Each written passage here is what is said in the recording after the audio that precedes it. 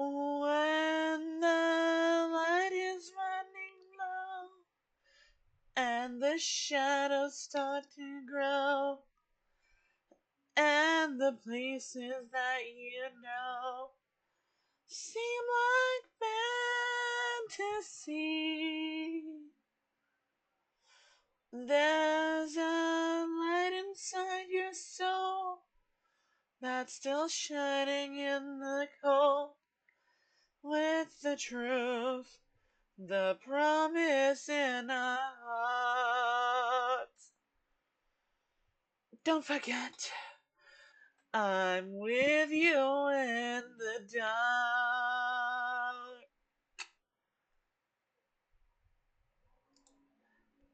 Hello, everybody.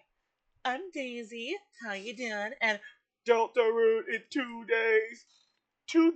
Today after Labor Day is Deltarune Day. Ugh. Okay. We're back. Um, so I finished Deltarune's fourth chapter, but as you know, there are two, two, uh, two more things we need to do before we commit to Deltarune. Deltarune's fifth chapter, I mean.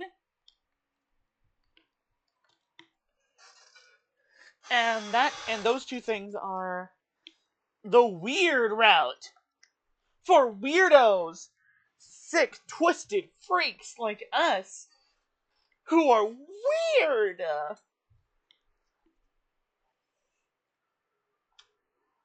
But what if I told you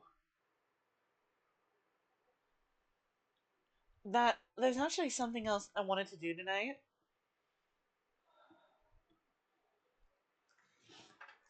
That's relatively short, and since we're only doing the second chapter's weird route tonight, and that should be done quickly.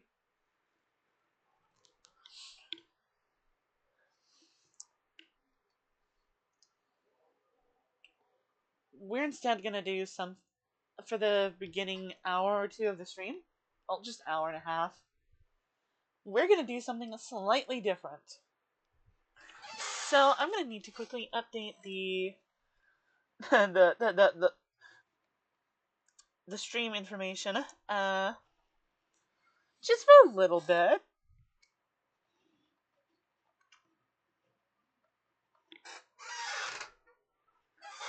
We're doing a little bit of a reaction chat. And you may say, oh, is this a Deltarune reaction?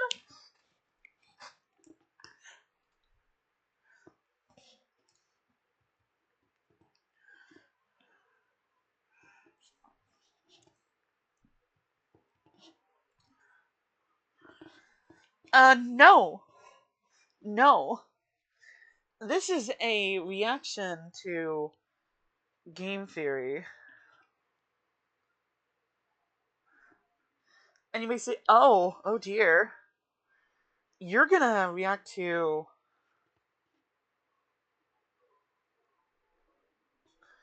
a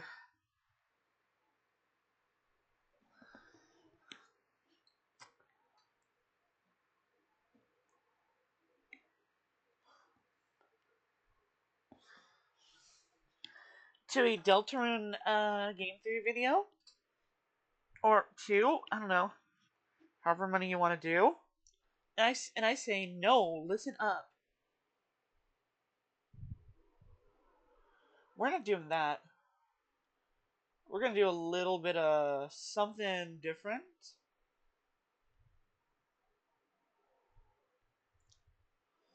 Just slightly different. Wait, hold on. Let's see something.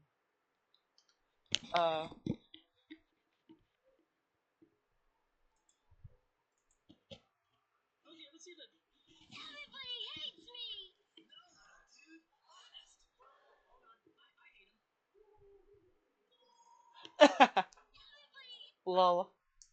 Okay, sorry, I was looking at something. This is not what I'm reacting to. Sorry, I open up YouTube and I immediately get fucking distracted. Uh,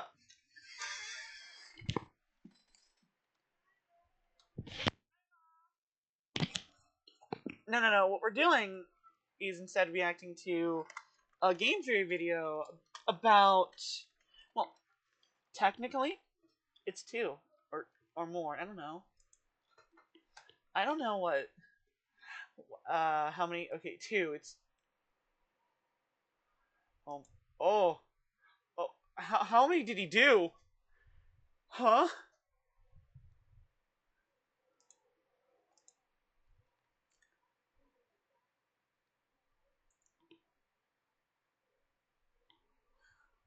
Ugh.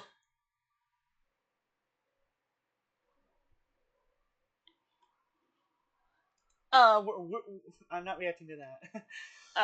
I'll be honest. I mean, we could react to a few. How many are there? More than 1 hour, and I'm only really interested in two videos. So we're not gonna do all of those. Oops. Chat, I'm such a silly goose. No. What I'm doing is simple.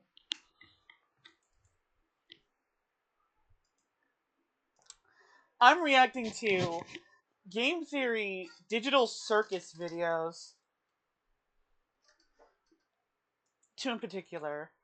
One is the first one they made shortly after the original DADC came out, and one that, full honesty, is getting them a little flambéed right now because I hear about it and people say, "Yo, this is hot garbage."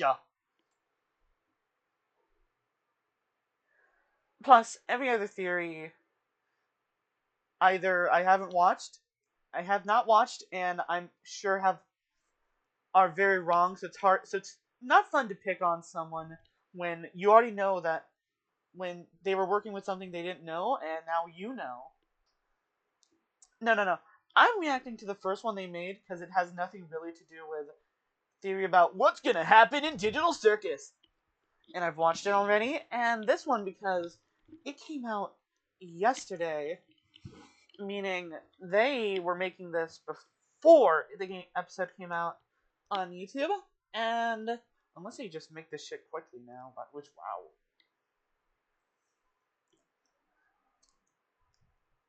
And,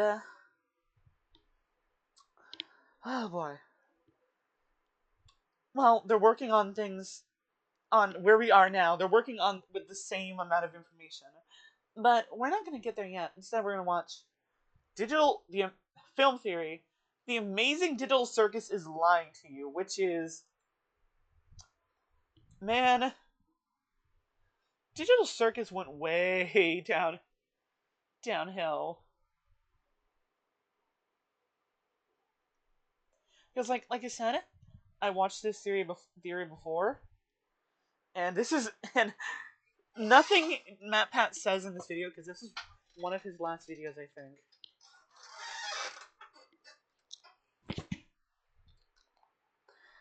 think. Indicate in any way that that you're being lied to, or at least in such a way that you can say the show is lying to you.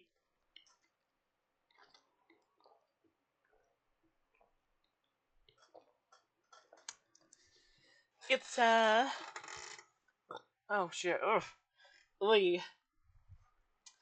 It's just some clickbait to make you, if you're a kid, you click on it, be like, oh my god, Digital Circus is lying to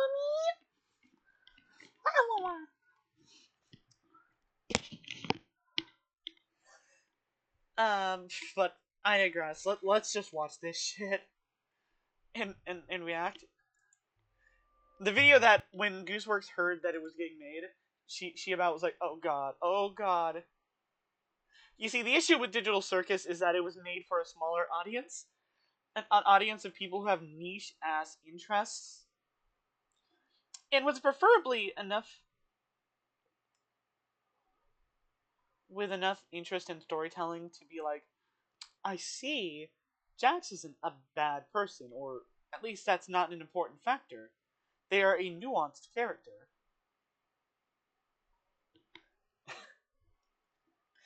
Instead, I got watched by a bunch of people who do not give a crap about that. They just say they want like complex female characters. You can't even handle Jax. Bro, you can't even handle Jax. Anyway, let's get into this.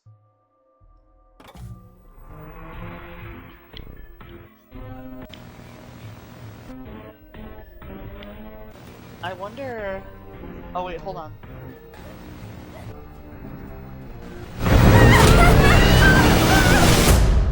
There is no escape. Ever. Yippee! Hello, Internet! At least he got that right. Welcome to Film Theory, the show that'll be theorizing day after day after day after day after day, and we don't know why. Let's talk about the amazing digital Fun. circus, shall we? You, my friend, stumbled into an incredible world of wonders where anything can happen except for swearing. Oh my god. In case you aren't caught up with this one, this is the latest series from the creative geniuses over at Glitch Productions. This one was written, produced, and directed by Gooseworks, a talented artist who also composed music for both Has-Been Hotel and Hell of a Boss, and their creativity and experience. I mean, slightly incorrect. I remember somebody going over like, no, only some parts she composed for, I believe it was. But that's whatever. Let the girl have her credit, even though obviously, like, you don't want to take credit for things that you didn't do. You know, like people say, "Oh, she designed the characters in Hell of a Boss." No, she did beta early designs for some characters. And then those characters got... But point being, it's a whole video on it. This isn't to say that anything that Goose did it something bad. No, this is to say that like it's not like so simple. But I will say at least MatPat is like here it actually likes talking about Gooseworks. So I feel like a lot of creators like walk over that and are like, oh, look at this new show that Glitch made. By the way, someday I'll do a reaction to all of Murder Drones. Ugh. It's really come through with this one. I gotta say, you guys went crazy recommending this one to us across comments, GT. Compare that to all the please don't react to this. Please don't do a video on this. Live in our subreddit, and it's pretty darn easy to see why. Between the amazing animation, gifable moments, and incredible cast of characters, and a storyline wrapped up in like 18 different layers of mystery, this is the perfect show for us to dive into. Which means that if you haven't watched the first full episode yet... Yeah, mystery, sure. Unfortunately, it's not the kind of like, oh, I have secret details that I will not reveal until later on. And I'm going to retcon the story afterwards. This is the kind of intelligence that requires a lot of like, I see, this is what the author's intent was. Go, do it, watch it after this theory. Though I'd be surprised if you hadn't, because this thing already has like 30 million views across the platform. Over 50 million views now. I kind of want to just check. Hold on, give me a second. I'm gonna check.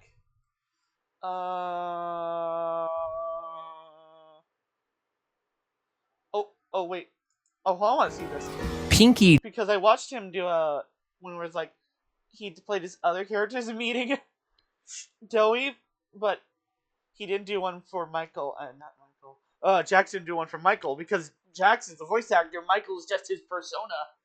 No. Other way around. He didn't do a Jackson Doey encounter, so I want to see this. Hold on. Pinky Droid says, "Hi, Michael. Big fan of your work. What would Jax or Doey interact or encounter if they met? I'm just wondering how it would go." So you're made of Play-Doh. I guess so. I suppose so. That's weird. Well, you don't have to be so mean about it. Well, that's kind of my character trait. I'm mean about everything.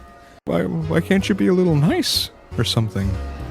You think I'm gonna be nice to a big vat of Play-Doh? What? You're stupid. That's really not kind of you to say. I don't know. There's that, though. It's like, Jax, that's a kid. Be nice to them. It's like, oh.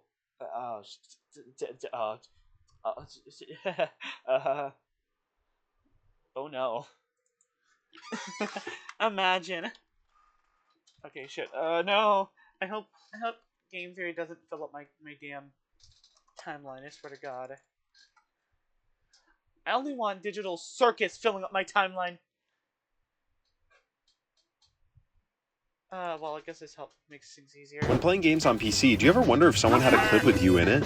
Download Metal, then go to Albums, clips you're in. No. Cringe. Okay, how many? Just tell me the. Thank you. God. Oh wow. Half a billion views. Oh. Oh. Angle. Zoe Rod. Stop moving around.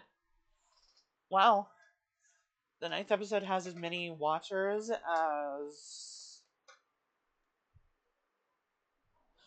as the first episode was when this video came out. Can't wait to see. Also.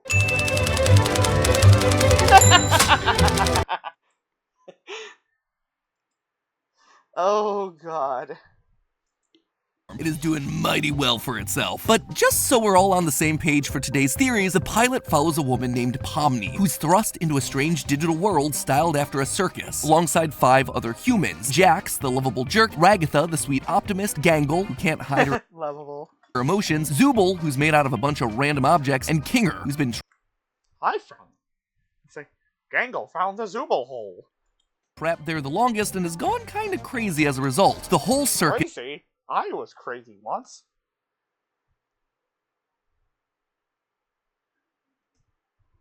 Oh, hi, Pomni. is run by a ringleader named Kane, who according to the show's website is a, quote, wacky AI, and all of the humans are just subject to his every whim and desires. Gadzooks, you're right, Jax. We should have a brand new adventure for our new member, Pomni. I said that like 5 minutes ago. However, the humans don't necessarily want to go on these adventures, and they're constantly trying to find ways of getting out. This has even driven some of them insane. To be fair, like, not necessarily what he did in the first episode, but I guess he didn't know. Leaving them abstracted, where they devolve into monsters. Case in point, the clown Kaufmo was obsessed with finding the exit, and abstracts just before Pomni shows up. Oh, Kaufmo's been obstructed. It's okay. What is that? And yet, even when Pomni does get herself to the exit in this pilot episode, it doesn't go anywhere. It's just endless hallways and office spaces repeating. It is basically the back rooms. As it turns out, Oh, God.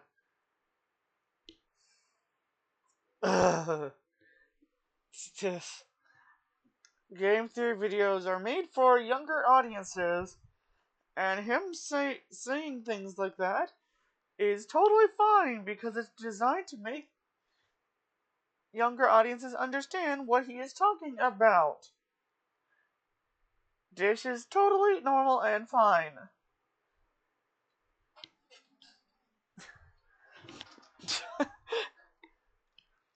Okay, whatever, moving on. Kane made this fake exit, hoping to give the humans what they wanted. He just didn't know what to put on the other side. I do have to apologize for lying about the exit. I was having so much trouble figuring out what to put on the other side and ended up never quite finishing it. And more or less, that's where we leave the colorful cast of the Amazing Digital Circus after this first episode. Now, already there's just so much world building here for us to dig into. So many questions posed that we want the answers to. Like, who's behind the Amazing Digital Circus? Is there an actual way out, or are they just trapped forever? Are characters like Kaufmo really gone, or can they be brought back in some way? And they just want the answers. I like disassociated for a second. Hold on, I gotta see that. There's just so much world building here for us to dig into. So many questions posed that we want the answers to. Like, who's behind the Amazing Digital Circus? Is I don't know, some company of eggheads who just wanted to make a generative AI, well, a regular AI.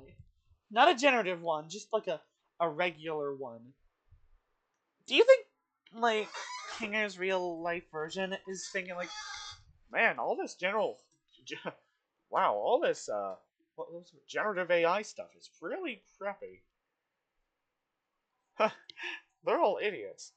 We were able to make an AI that was that was somehow more competent than this in the 90s. I guess this is what happens when when your main designer has a brain tumor. Had the tumor that makes you smart. He had the smart tumor. The tumor that made you smart.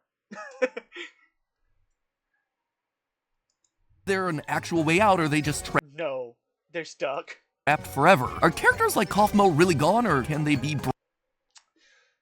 We don't know, but if you read my TADC Recovery AU fanfiction, you'll find Denon. Just kidding. I'm not gonna shill my own. I'm not gonna shill my own fucking fanfiction I made. brought back in some way? And sorry to say, I don't have a whole lot of answers for those things. Not yet. For as much as Glitch and Gooseworks packed into the first episode, they've done the wise thing and not given us a whole lot of answers. But I do think they've given us plenty here to theorize about. So here are 3 amazing digital circus theories. Don't run for the exit doors yet, my friends. We're going in. Let's start things off a bit small scale here. Theory number 1, everything in the show is literally a video game set in the late 1990s. Now, I'm not like someone else who I watched react to this who got a little bit mad, because I understand why he made this theory, this first one.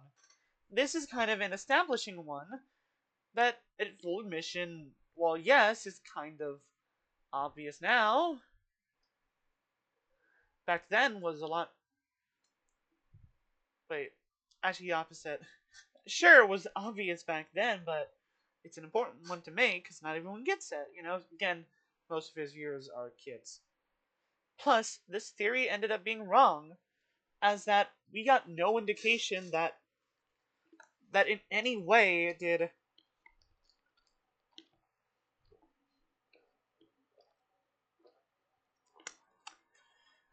any of the designers intend for there to even be a digital world like this, or for it to be playable. All of it was stuff that Kane made after he became all-powerful for a bit. A lot in just this one episode that paints this as a video game world. For example, right at the beginning we see a pixelated title card for the show that's obviously... You're right, it does, but that doesn't have to mean that. It could just be like, since how in the 90s, a lot of animations were kind of shit like that. in the style of old school PC, PlayStation, and N64 games. This is further driven home in a honestly, I think it's more similar to early 3D animation. Secret video that you can find if you go to wackywatch.com, a URL shown on screen during the episode, which shows us the main menu for this game. We also see a flower pot fall Admittedly, that does seem like a video game. to the ground and clip into it, kind of like an old school Source Engine glitch. Kane mentions... Yeah. I will admit, this is a theory that does have meat on it.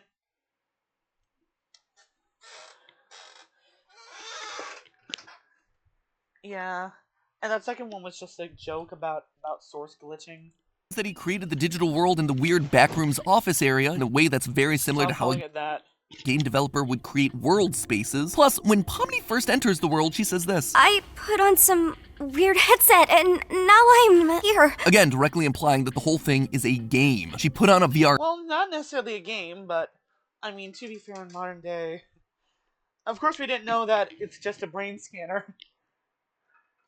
headset and was transported into the world of the digital circus. All of that checks out and should be pretty darn obvious to the casual viewer. But what you might have missed is the fact that this is set in the late 1990s and not the present day, like you might expect.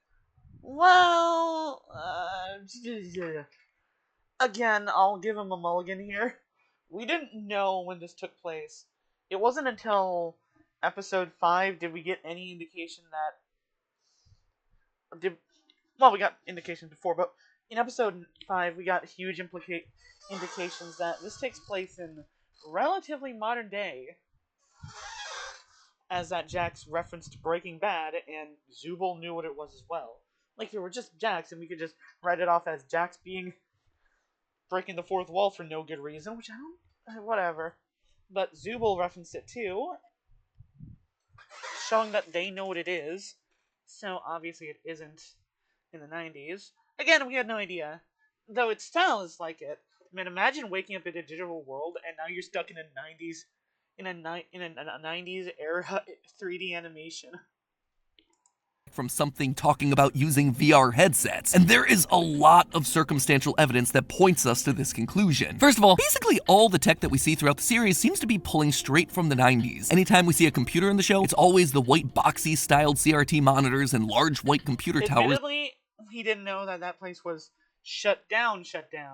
The leading theory was that these were people who got stuck in their own program they were developing. Remember when people all thought that the members of the digital circus were all literally all worked together at the same company and just didn't know? But now we know that they didn't, and that they actually knew what their backstory was and how they got here. They just don't know their name. Reminiscent of models made by companies like Dell and Gateway back in the 90s and early 2000s. And this is both in the actual episode and in the off-site. To be fair, you should have noticed that it's a little grimy, really gross. You should notice that this kind of indicates that it's old. Material as well. In that same Wacky Watch commercial, we see a real-life computer with the same old-school design. What's more, the beginning of this Wacky Watch video says that this was an old tape recovered on a date that's censored, and given the degradation on that tape, it implies that not only is this video old, but it was also recovered in the past as well. But this goes beyond. You know, it could possibly be that the reason they did that is because they didn't want to give people the idea that, yo, this takes place in this date. I mean, look at FNAF. All you have to do is just say 87, 87, 87, and suddenly people are like, this takes place in 1987. FNAF 4. On just the tech that's used in the series. That's Scott's fault. Many of the characters and iconography from the show are very reminiscent of popular characters and ideas from the late 90s and early 2000s. Pomni's gesture design takes a lot of cues from Sega's old Nights into Dream series. Jax I want to tear into this so bad. To be fair, if any of these were like actual inspirations on Kane's behalf, it's just because he knew what those were. I was like, oh, this is like this thing! Shares design inspiration and a similar name with Max, the rabbit. Yeah, they're both gay. From the Sam and Max game. He's gay squared, or should I say she? Bubble clearly takes cues from Super Mario's Chain Chomps. Jackson. That's a stretch. And Gangle were both inspired by characters like Poppy the Performer, an old Japanese. Okay, now that's an actual, like, inspiration right there. That's a good one. 3D animated series, while Kane and the Digital Circus setups very reminiscent of the villain and plot of I Have No Mouth and I Must Scream, a short. Yeah, but that's not from the 90s. That's not a 90s, like, pop culture 3D animation reference. That's a... Technically, neither is the Chain Chomp, because he came from the a 2D game first, anyway. That's a reference to a book, and it literally says 1966. Story by Harlan Ellison, adapted into a point-and-click adventure game in 1995. Anyway, that could be a good one, though.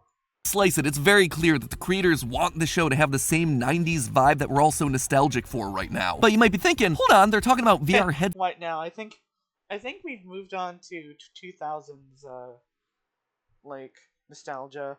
I mean, Xbox just released a version of their new Xbox that's made to look like the OG Xbox. Sets here, that's a modern thing, right? Wouldn't this thing just be inspired by the 1990s rather than... It would be, but again, you had no indication that this was modern. Set in the 1990s? That's evidence, and you did say that, so I can't say, Matt, you're dumb. Plus, he does bring up some good points. Like, yes, there is a reference to I Have No Mouth and I Must Scream, and Poppy the Adventure. I forgot what it's called. I watched that series a long time ago. It traumatized me. And also what he's about to reference here is pretty freaking cool. pretty good call-outs. A lot of advances in virtual reality technology have only been made across the last decade, especially when you're talking about gaming. That doesn't mean that VR technology didn't exist back in the 1990s. And I'm not just talking about the rudimentary black and red wireframes of the Virtual Boy either. Back in 1991, Sega announced the Sega VR. In 1993, Virtuality created the Mega Visor display. And in 1995, Fort Technology hit us with the VFX-1 headset, just to name a few. And looking into old footage of all these things, it does similar to the sort of world that we see in the Amazing Digital Circus. Simple flat textures, rudimentary shapes and polygons. There's not a lot of detail here, but that's for good reason. These headsets, they couldn't handle a lot of detail. True story, I actually have some first-hand experience with these rudimentary headsets. The Great Lakes Science Center in Cleveland. Oh my god, Matt Pat was sent to the digital circus. You know, it'd be funny if they if they ever do digital circus shorts that are like character focused and fun and don't have much seriousness, and they show one of the characters who also abstracted, and he's just played by Matt Pat. Ohio actually had a special exhibit on VR technology in its basement when I was a kid, and it blew my mind. With the amount of wires and cables these things took to run, it felt like you were jacking into the Matrix, and you had to wait 45 minutes to put on one of these headsets, but all of a sudden you were dropped into a video game. It was simple. I was walking through a purple field with a bunch of green triangular mountains in the background, but it was effective, and it captured my imagination for decades since. So much so that even though it was a 5-minute experience that happened in my life like 2 decades ago, I still remember it vividly to this very day. Anyway, MadPat. They should. I wonder if they can recover that. Childhood stories aside, the long and short of all of this, everything that we see in the series is. Anyway, let's dig a bit deeper, shall we? Theory number 2: Pomni helped create this hell simulation that they're currently stuck. There was that common theory, and in fact, I wonder if that common headcanon was because of this video. It's a pretty bold claim, so what would make me say that? Well, a couple of things. Firstly, one of the scenes that really jumped out to me while I was watching and rewatching the pilot was the sequence where Pomni's running through the back rooms on the other side of the exit door. Stop At one calling it that. point, she enters a more traditional looking office space with computers and cubicles before stopping and staring at one desk in particular. This is played as a big moment. We linger on this shot for a long time as a classic horror-esque dolly zoom hits both the desk and Pomni before she has herself a psychological break. The lights start to flicker and she cackles uncomfortably before running on. The whole thing is really menacing and off-putting and clear. To be fair, it's because like she was like, oh shit, I just put that on. What the shit? Not that she necessarily worked there. On a real place in the real world of this universe outside of the simulation. A place that we actually see in the episode. At the very end, right before the credits roll, we zoom out of the circus and through the void, revealing that all of this has been taking place inside of a computer. That makes sense. We've already established. Notice that this place does look fucked up. Like, all the random technology thrown about and not, like, you know, like, kept clean at all. The papers on the floor, the visible age on a lot of things. In fact, I think that one's taped up. This place has been in disuse. It still has power. That this right here, it's a big old simulation. But take a look at the computer and the desk. It's the exact same setup that we saw earlier in the episode in the backroom section. The same old equipment on the left, the same file cabinets on the right, the same retro monitor and keyboard and computer tower and speakers. The same I wonder if this is actually a live action scene. Probably not. VR headset and headphones. This is exactly the. They probably didn't have the budget for that at the time, but imagine if they remade the first 2 episodes. Since the first 2 episodes were animated in a slightly different engine and look kind of rough in comparison to new ones. And like this is live action now. Same, but clearly this one's in the real world. Not only have we literally zoomed out of the computer, implying that we're no longer in all throughout the rest of the episode. That right there, the desk and computer setup exhibit break Pomni. What caused this is her desk. A realization, company developing the digital kind of a jump, let's be honest. Like, yeah, it's a real place, and yeah, she's like, oh god. But it doesn't mean that it's because she or any of the people here work there. Characters. For Pomni, obviously, but also for all the other characters who are trapped in here who would be seeing her as the one to blame for their current imprisonment. Also, real quick, super short micro theory. I don't think we have enough information to figure out what the initials in the company name C and A stand for, but one possibility that did jump out to me, it could potentially stand for Cain and Abel, partially named. Yeah. You know, we never actually did get a character actually seriously named Abel. Yeah, we got Abel, but like, that was just some guy that Cain made. There wasn't like a serious AI named Abel or something. Anyway, what's the other theory? 3. All the characters aren't actually humans trapped inside. Okay, this one is the legitimate one. Okay, you get it. Okay. Yeah, this one was pretty good, though. At the digital circus. Instead, they're all It's the only theory that actually stood the test of time. headsets, cloned and then forced into the I want to see what his reasonings are, because this is a pretty good one. simulation. Now, this is a pretty big swing. I mean, Pomni's first line of the series Ironically, it's less of a... Ironically, it came true in comparison to the other things you said. is practically, oh no, I'm a human who put on a headset and now I'm trapped here. And then Kane follows it up with this. My! It appears a new human has entered this realm! Kane could be lying, and she didn't know. Scene with the official synopsis, explicitly I calling think that he's about to say, yeah, but what if he's lying and she doesn't know? Pomni and the others humans, in contrast to Kane being in other humans and are now subject to the whims of strapped into these VR headsets a la Sword Art Online. But all of that being said, I believe that there's a lot of evidence pointing towards these characters being computerized clones rather than actual humans. For instance, as I mentioned above, Pomni starts going a bit crazy when she sees her desk from the real world in the circus's back rooms. But think, what was actually on that desk? A headset. Pretty clearly a headset that is not on any human's head. And that's not just a thing in the simulation, it's also on the desk. I don't really get what you're trying to get at here, because why would there be another headset there if, like, they were already in there? Like, would Pomni see their clone version themselves? That wouldn't make sense. In the real world too that we see in the final shot of the pilot. If there's a human trapped in the digital circus here with a headset firmly planted on their head that they can't get off, Okay, now, it being like that in the real world, now that's a pretty good indication there. shouldn't they, be stuck there with the headset on their head? Given the little that we have to go off of right now, it makes more sense that Pomni put on the headset, had her consciousness copied into the game, and then she just took off the headset to go home. Meanwhile, Pomni in the game can't take it off because she's not a flesh and blood human anymore. She's You know what's funny, Matt? You said that this is the big swing here, but this is the one that actually has good supports for it. a digital copy whose memories be Because pretty straight up, if Pomni were actually tied up in that digital world, they would be sitting there still wearing the headset.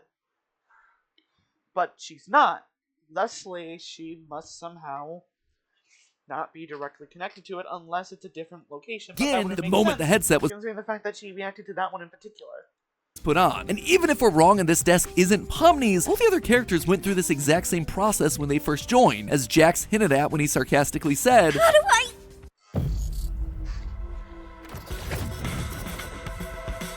Ready to learn something useful today, kid?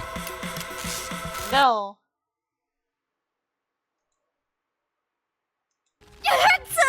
work for any of them. They're all really convinced me of this theory. The mannequins. Yeah, did you notice? Yeah.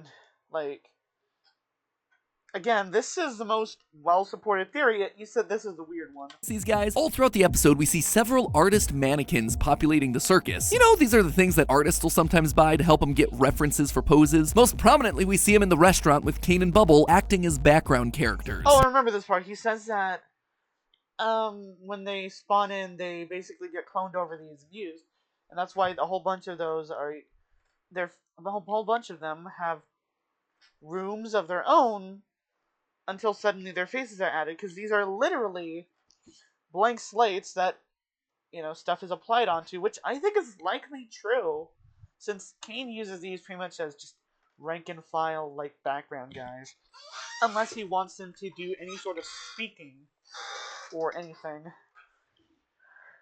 It's highly likely that when he made Gummy Goo and so on, he started with these guys as a base and moved on. But Or is this a new sucker? so maybe these mannequins are just random, nameless characters that Kane made up to fill in the circus. Maybe get upset when Pomni interrupts it taking a bath, silently screaming at Pomni until she slams the door. There's something more going on here than just these things being background extras. Take a look at this. When Ragatha is showing Pomni to her room, we see there's this colorful one that I can't quite anteater looking counterpart implying hold on. purple goo monster, some sort of cute doggo, green and orange anteater looking guy, a black queen chess piece that I'm gonna guess is named Queenie, seems to be Black Queen.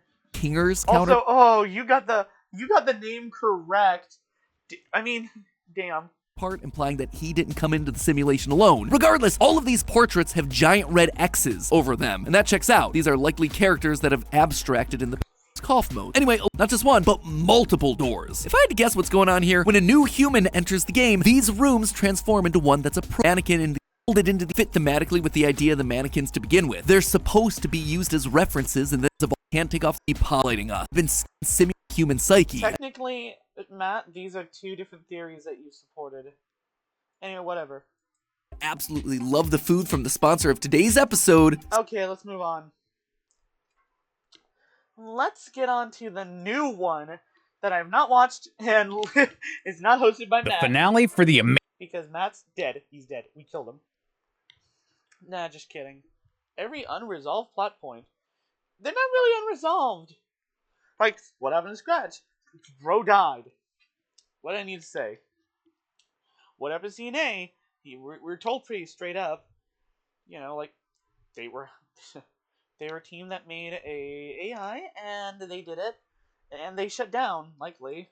Amazing Digital Circus is finally here. And as expected, there were a lot of laughs and a lot of tears, and the door left wide open for more stories in this world. That's right, friends, this isn't the end of the Amazing Digital Circus, and I can prove it. Ugh, that's creepy.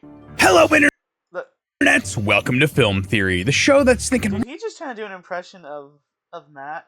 That's fine. Real hard about conjuring up a subscribe button. Wait, it's right there. Do you see it? Click it for me. So, after a few years, over 1 billion views, a Netflix deal, and more theories than you might expect from this little indie animation that could, the Amazing Digital Circus, created by Gooseworks and Glitch Productions, is finally at an end. They actually released this one in theaters, where, just like other independent artist-driven projects that started either on or were led by YouTubers, it made bank. $20 million. Hollywood is shitting itself because a bunch of indie shit is doing better than their Grogu slop. It's like, no, we want you to watch our movies about Mandalorian and the Grogu. Oh, don't call them Baby Yoda, even though that's what got him popular in the first place. Take our stuff seriously. Or something its like opening that. weekend, which is just a game changer for indie animation like this. The episode itself is up for you to go watch right now, but I made a point to get tickets for the finale screening the day it premiered, and you know what? I have a lot of conflicting opinions about it. I want to hear this. I want to hear this. Thoughts, but putting all of that aside, seeing this community come together and, at least at my screening, have a fun time together celebrating this show. Fun, sure. More like trauma and people being too loud, me included. Hey, maybe the real finale. And I tried not to be too loud, but I may have done a little bit of light singing when Kane did his whole thing, and I may have started vibrating in my seat at a certain points.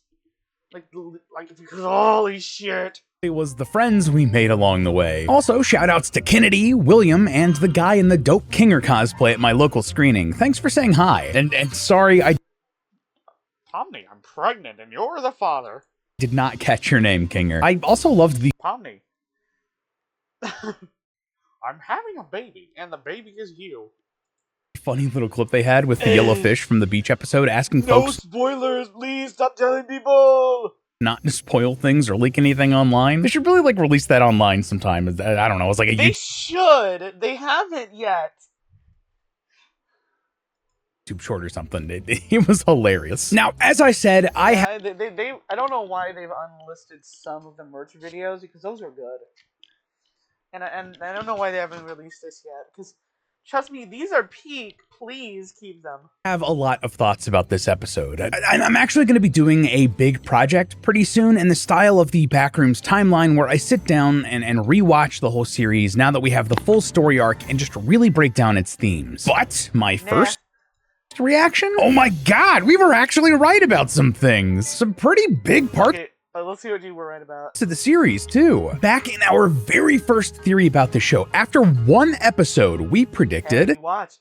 All the characters aren't actually humans trapped inside the digital circus. Instead, they're all digital copies of the brains of humans who've put on these headsets. And indeed, this finale flat out confirms that these characters were created from brain scans of humans, but that they themselves were not actually human. And hey, by extension, I guess both Jax and Pomni were both technically AI. Okay, listen, I'm just kidding. Apparently that was another theory you made that ew. That it was not popular, which a gameplay video that was unpopular? Who knew? He's got pain and places to be. Help is on the way. Why was that so funny to me? Motrin. Put down the pitchforks. yeah, though those theories did not pan out like we had hoped. And, dang it, Jack Black did not voice Kaufmo in the finale, but, can't That would have been funny. But hey, Aaron Hansen. win them all. Though the amazing digital circus has had its curtains called, I don't believe we've seen the last of this series. And not just because they released a Fortnite collab. Plus, it would explain why Jonesy has been here the past 2 weeks. No, given what we see Also known as a Fortnite. in this episode, we haven't seen the final performance of these characters. Not yet. But how? In what medium? Will Gooseworks be involved? Please get some rest, Queen. Today, loyal theorists. No, she is going to take a shotgun and she's going to kill the entire cast and then all the fans and then herself. No one's going to survive. There will never be any more digital circus. Let's talk this finale, do some thematic analysis, and see just how this series finale leaves the door wide open for the amazing digital circus to come back. Open the door and give that giant abstracted monster a hug, loyal theorists. We're going in. The episode starts with a remake of the very first episode's title theme, but Kane is missing. And when we see what's inside the circus, well, everything's fallen apart. The castmates regroup, and just like I predicted in my last theory, Jax kind of crashes out at Kinger, and he's very upset that the other castmates aren't upset at Kinger for quote-unquote messing up and deleting Kane. Specifically, he says, quote, projecting. He gets to mess up like this and everyone takes his. When you try to be helpful and kind and good instead of mean and cruel. While he was on the computer, he saw that they were all actually brains too. They exist entirely as digital. This greatly upsets the cast, and they all need to teach her how to conjure. The others joins them, well, except for Jax, repairing the circus until eventually it looks at least a little bit like it did before everything fell apart. Also, it's kind of funny and tragic that Kinger is wearing a bucket on his head like this entire time, and there has to be a better solution to blackout light, right? Well, actually, there is. Thanks to the partner for today's, we have that me. Clear his head, I slap this on, and I'm not all fakers. That means you can listen. You want to try the Manta, you can't come. He's for you to into the can find a real equilibrium here again. Jax sadly jarring, but if what they were going for was how abrupt and tragic a real-world death can be, they succeeded here. Anyway, hoping to find something of. I'm not here for your opinion. I'm not here for your opinions on digital circus, which are wrong. I'm here for your theories on digital circus, which are also wrong. Jax inside the abstracted creature, Pomni tricks it into a dark space and then just hugs a sequence that goes on for like half of the episode. And at least in this first part, Pomni finds a space with a bunch of different doors. And I really liked how they handled this part of the depths of Jax's psyche. It seemed like each of the doors within his mind was actually leading to a scenario that Jax imagined in his head, which was how he would react if each of the other castmates. Funnily, he did not include it. Sorry, she did not include anywhere Kinger abstracted because Kinger's never abstracting, baby. Abstracted. Like, we saw that he tried to project like he didn't really care if Gangle abstracted, and he kind of became cruel in his silliness afterwards. He basically becomes like a Looney Tunes character, hurting Zubul, who he knows was very close to Gangle. Likewise, we see that he becomes even worse, more violent and distant, imagining Ragatha abstracting. That's interesting, knowing the relationship that they have now, but given that we find out that they use circus that one of these doors is just really close to Kinger, that door has to be Pomni's. Despite everything, Jax has let himself get so close to Pomni that he shut off the train of thought even imagining what would happen if Pomni was gone. Anyway, after confronting various parts, section just looks, and here we enter a section of the episodes and his history 7 on the street canyon released with Jax, helping him ease into his new you guys, but I felt some insane chemistry there. Enough so that when one of them is going, there are children out sharing their past and opening up about their trauma. Ribbit shares children. Her mile stand that's to hug Jack stopped moving ran. His shrug form at the end of the episode, as well as the fact that Gooseworks identifies a lot with Jax. It seemed pretty clear to me that the secret he was carrying and what caused his struggles in the real world was that he was trans. To be clear, Game theory is better at clocking basic information and subtext, not even subtext, just the base text, first level shit. Woo! Game theory is better at clocking base stuff than some people on the internet right now. Gooseworks literally has said, yeah, no, Jax is trans, she's a woman.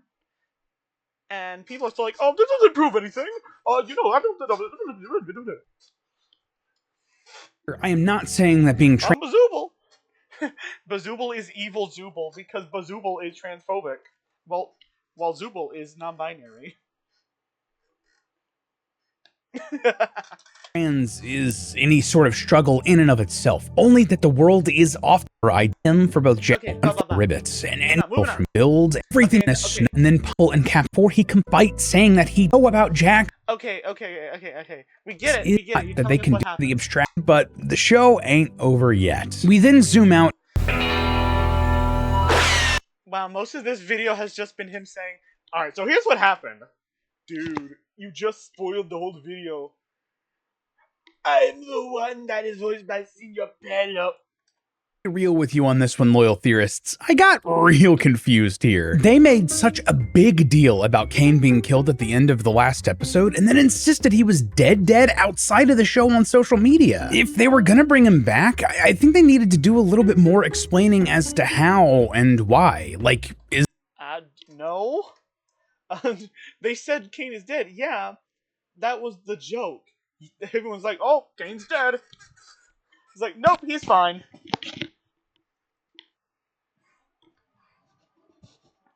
I mean, sure, he got deleted, but, I mean, they didn't empty the trash. Kane could have just was like, well, I got stuck in the trash can for a little bit, but I'm fine now. Is the void just like the recycling bin?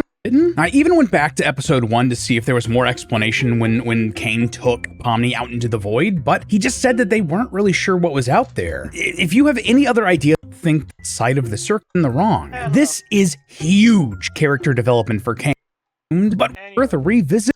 That maybe Bubble was the remnant of the blue dot AI that Kane had consumed, but we dismissed that for a whole lot of reasons. But at the same time, now, I think it's worth revisiting that idea.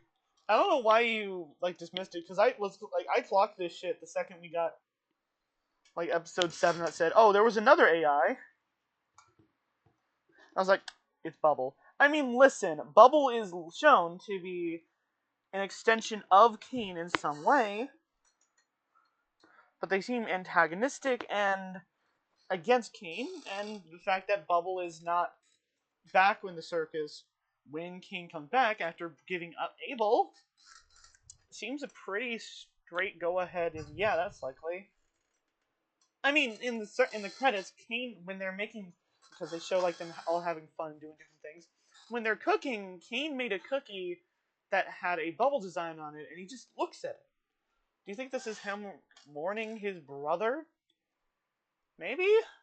Yeah. See, when Kane does circuit collection, scans whatever, Bubble the show, and that might be related to Kane sort of ripping the blue dot out. It seems like it seems Kane. Also, the blue AI seems to be the one that's more violent and angry, probably because he got eaten, probably. And Bubble is all of those things. Pretty straightforward, menacing and mean all the time. In fact, I have a little micro theory here. What if during one of the ads where we saw one of the merch videos where it was the amazing digital freaks I hate, and we saw all the characters get basically tortured in an ad by Kane.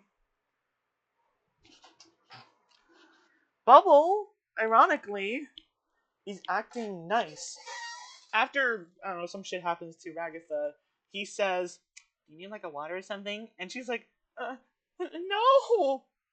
It's think about it. This is when Kane is acting his meanest, and now it's Bubble acting his nicest. Could it be that this means that some part of Kane, the nicer parts, are being pushed out into Bubble? I'm stretching here. My application to join game theory is in the mail. It was sort of like the evil voice in cast the Kane. Matt and I wrote ages ago saying that Bubble could represent that other AI, and that Kane killed here, right? Since it's the one that sees something last, he like physically pins them down, but he's doing it in a way that wouldn't permanently hurt any of them. Like he's holding Gangle so her ribbons At least not physically. don't fall to her at the perfect. Had that sort of anti-AI sentiment into this show when it started. It ended up landing that way, so, you know, nice. Anyway, Kane starts drifting toward the repeatable wall Wi-Fi. Actually, out again of him. Just the blue dot is just Kane hurt them. Obviously, I'm not the original both these people. Not anymore. When Kane starts calling Pomni Abigail her human name, table, a direct part of the picture, because they've become. Where's the theory, though? These characters, including another beach episode, Zubul and Gangle straight up having a good time in Zubul's room. You know what? Good for them. The credits also end with Kane AI at first, but I think that would go against like everything else for this ending, so this is likely just like a new adventure or world that he created or something like that. But it could be the blue dot, but it's probably not. And that is where this story comes to a digital circuit. Okay, you made a whole thing like, this is not the end of the Amazing Little Circus. And people are like, oh, what's next? What's next? And you're tapping into that. And most of this video has been you saying, so here's what happens in the Amazing Little Circus. Tell us, what is your theory? And why do I say that? Well, it all comes down to the segment where Kane is out in the void and how he interacts with the outside world. Yeah, the way this scene was handled was interesting. It cuts between Kane and a humanoid red dot that represents Kane, both making identical movements and animations and both reaching out for something. From the Kane character's point of view, it's a door representing a of some making identical Mike Dobby. We then see the red dot create a digital circuit and shove Mike Dobby's brain into thin air. So I will say this seems a little weird on the first watch, but after rewatching it, I think I understand it. This scene both shows parts, this section where Kane's in the void, some of it is Kane now, like, I fucked up. And him, like, you know, like, being like, let's see, I'm going to go. And some of it is Kane back when he first escaped after he first consumed Abel, back when he first began this. We saw him creating Scratch from scratch. I realized this on my second watch through. I don't think it's that complicated. Or maybe I'm too good at subtext. Maybe I'm too mentally unwell that I'm just able to like put shit together like a crazy conspiracy theorist who actually gets everything right. I don't know, maybe I have the brain tumor. That'd be terrible. When I was watching the old facts and it's like the end of an era. But I've had my liker moment, which I really needed. Active selves have found an equilibrium with the rest of the cast, either hanging out in a dark circus tent or in an aquarium-type enclosure that the non-abstracted cast can visit. So, It's strange. So, like, was this thing that we saw like a different circus? A new circus? I mean, Kane did ask, quote-unquote, did I ruin this again? Keyword. Oh, I think I get it. He's gonna completely misinterpret the scene that he saw once as Kane made several circuses and messed up everything and did it again, and that he is about to remake another one and blah blah blah. No, it's just jump cuts between when he did it before and when he did it now. The beginning of when he first created the circus and now, you know. So that makes me think, yeah, this is a different circus we're seeing made right here. Another go back a second at the scans of the abstracted fallen. So maybe there was a secret castmate hidden out there, like maybe the Abel storyline with the cast. The numbers here just are not like we don't know, or they just didn't think it through. And I don't think it was that last one. So, okay, laying down all of the pieces here. Either what we're seeing here is the creation of a brand new circus where all of these older characters are being reborn to start the cycle all over again, or this was showing us Kane creating the original circus again. So, like, kind of a flashback, I think, maybe. There you go. Personally, I'd like it to be the former, but I'm leaning towards it being the latter. I don't know why you'd like it to be the former, because the former is a cop-out. It's some weird shit brought out at the very end that means nothing. Do you think half the reason why people are like, oh, this is poorly paced and this makes no sense and left shit open is because they misunderstood this scene? Hope not, because it took me 2 watches and I got it, you know? Actually, technically it took me 3, but whatever. As the intention here. And though this was a really cool moment for the show, if that was the intention, I don't think it was very well communicated here. I mean, I still can't tell, but all that and turn it. I don't know, maybe I'll have to actually rewatch it and be like, actually, that does make sense now that I'm thinking about that possibility. And I'm watching it with that in mind. Yeah, no, actually, this was decently told. Into something else. See, ever since this Digital Circus Reborn! Someone called Jerry Gold up for this. That's an old-ass Snapcube reference. What the hell is wrong with you?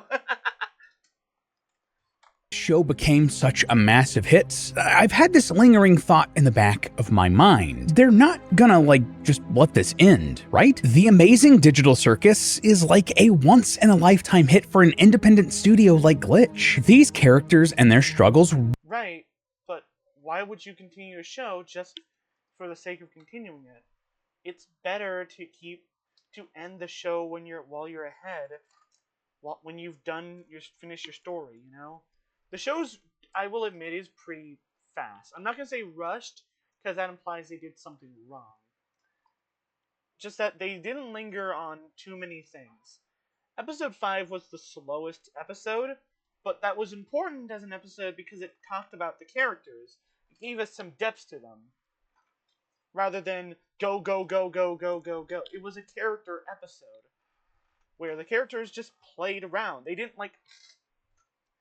discover new crazy things, or Pomni didn't discover a secret side of, I don't know, a Kinger or something like in the 3rd episode. Gangle didn't almost abstract in that episode. All that happened was she's open to the idea of being more friendly with Jax, and Jax is too, and Ragatha's a little worried. Really connected with an entire generation, and it gave Glitch so much merch to partner with mainstream stores and brands and Gameverse. I just do not see a world where they never go back to this well. And that's not just me saying that. That's according to Glitch's global brand manager, Morgana Ignis. Here, check out what she said at one of the screenings of the finale. So this is not the end of the journey for Digital Circus, but this is the end of this story. Did you catch that? Yeah, while this story is done, the Digital Circus isn't. And I mean, there are a couple of ways they could easily do that. There could be a spin-off show about an earlier era of the circus, with the original castmates, for instance. I don't know, you're reaching there. And also, I'm not even sure if this is really a full, confirmation of anything. Hell, maybe when they said, this is the end of this story, maybe they're talking about this show. We're not done as Glitch. We're gonna make another show. We're gonna make something else. Gameoverse, Knights of Guinevere, whatever. Just whatever, you know? But this story is over. And, well, yeah, I think it's highly likely that they're gonna have, post stuff,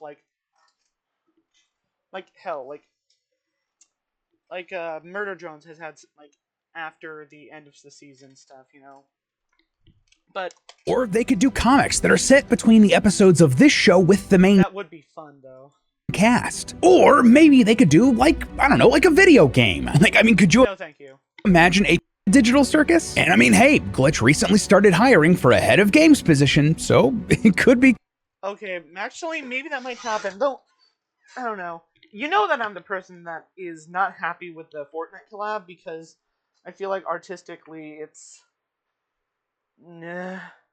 Yeah. It puts Digital Circus on the same level as a lot of other on the same level as others by making it just, this is a corporate product now.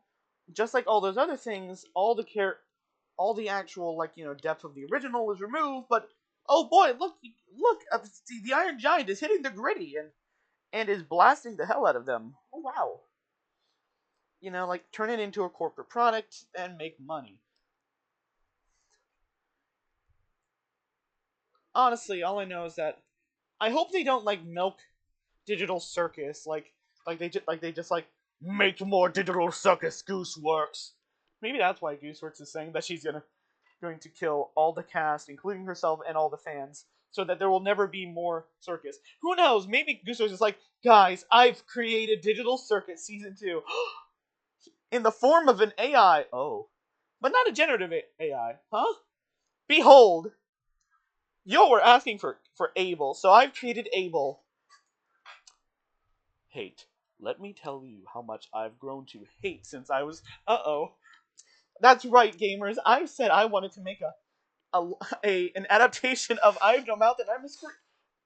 And I have no mouth and I'm a Scream. Something like that.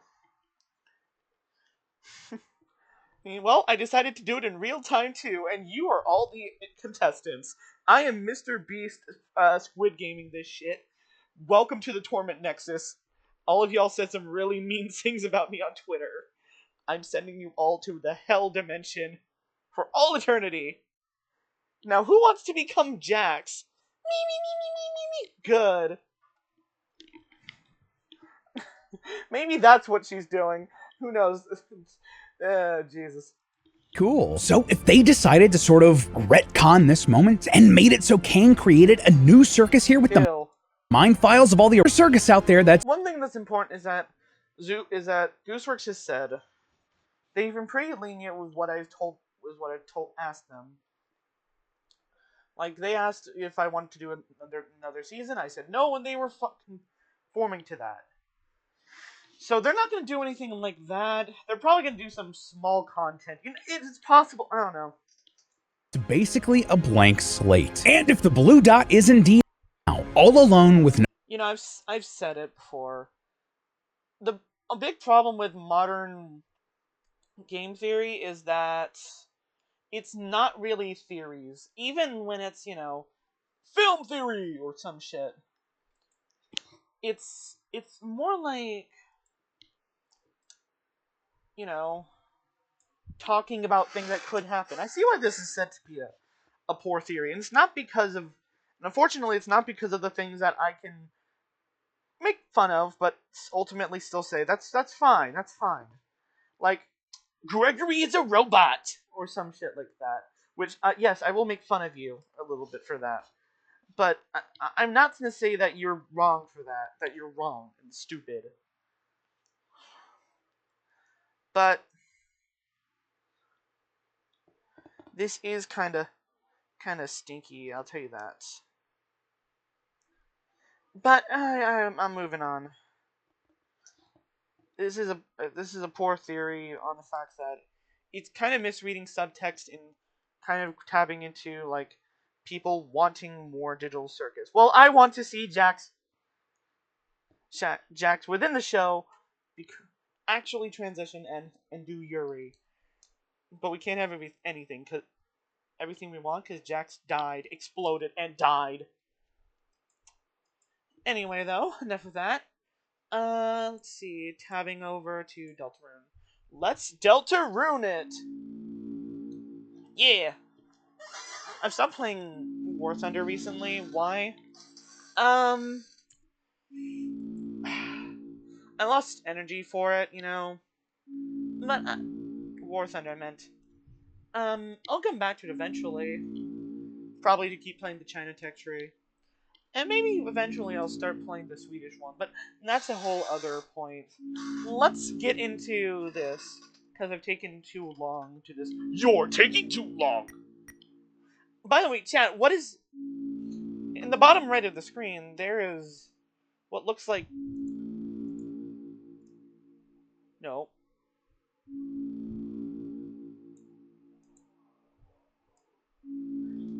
What looks like a you know, shadow crystals. What are those? I don't know.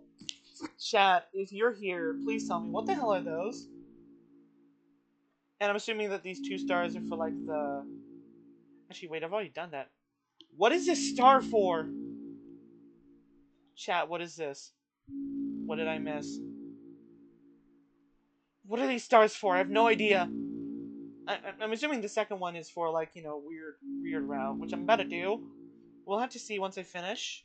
What is it at the top? Because I just did the... I didn't even... Well, there isn't even a route in the first chapter. So what the hell is this? You know what? I'm looking up right now. You know what? Consider this an informative guide. Kind of. Let's find out what the fuck this is.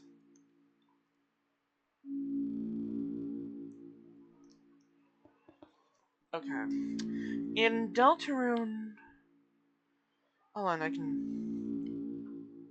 In Deltarune, what are the stars next to each chapter?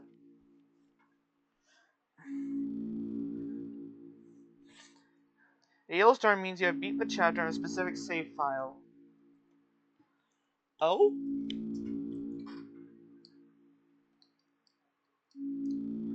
Oh! I see. So an unlit star is a chapter that hasn't even begun to play the chapter. An unlit star means that you had previously had that you either have a profile that's gonna start it, that started it but hasn't finished the chapter, or has been deleted. And that's why there's less here, because I've only had one playthrough get to... I only had 2 get to chapter... I had 2 chapter 3 save files, and I've only had 1 playthrough get to chapter 4 so far. Okay, second question. In Deltarune's chapter select screen, what are the shadow crystals in the bottom right?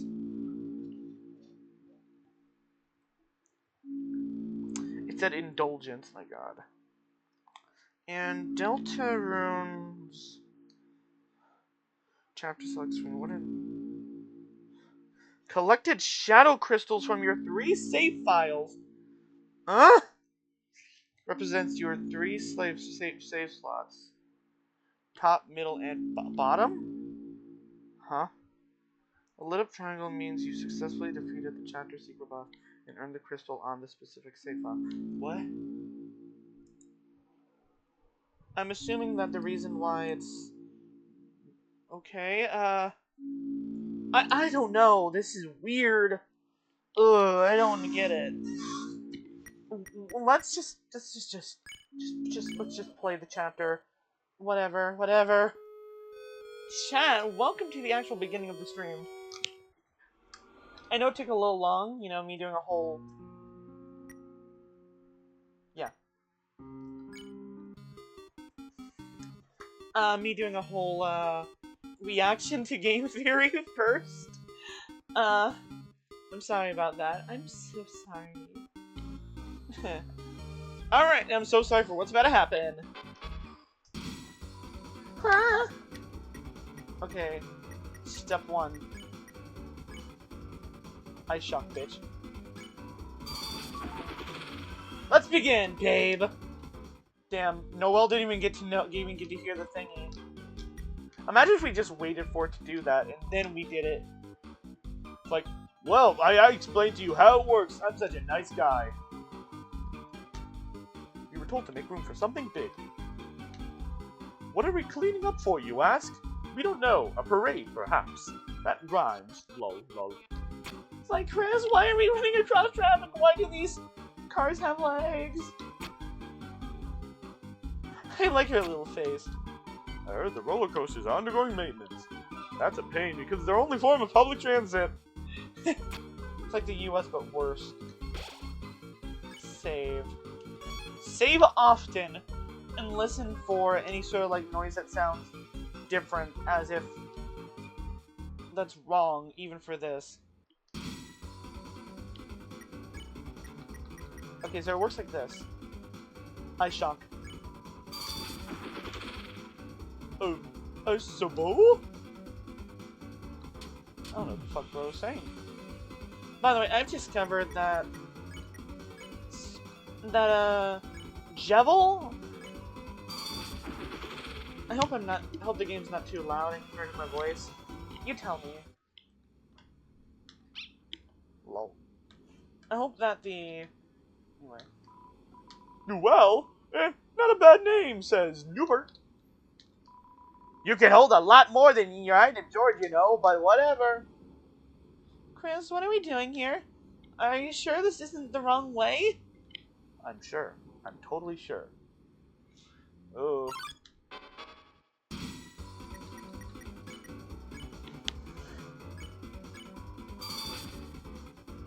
Oh? Oh, wow, you're strong. Noel, become stronger right now.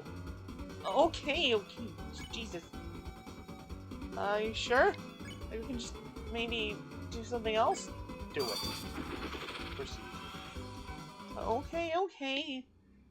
You're the boss. You're the one who knows this shit, and I'm not. I have no idea what the hell Chris is doing. They seem to be not dying. We gotta be careful.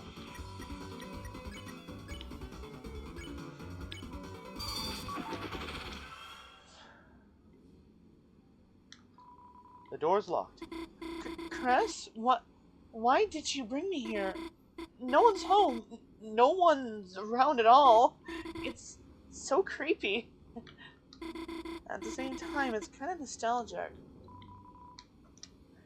That's a detail I like, that Noel likes creepy content. Everything that you do in here, where it's like, oh, it's a weird, dark, evil version. Oh. Dark, evil route version of the game you've played that's spooky is something she likes. She's the kind of girl that he had internet access and was like, and like watched like videos. Like, how much you want to bet that this girl watched? Wait, no, she wasn't in the right generation. Like, let me tell you something I watched when I was a kid. Peanut Butter Gamer, you know him? Well, something he did at one point was called the G-Files. It was essentially a video game, secret, dark stuff video series where he talked about, you know, stuff like the Enderman is like Slenderman. It's pretty weird. Oh, aliens in video games. Pretty, like, classic, dude.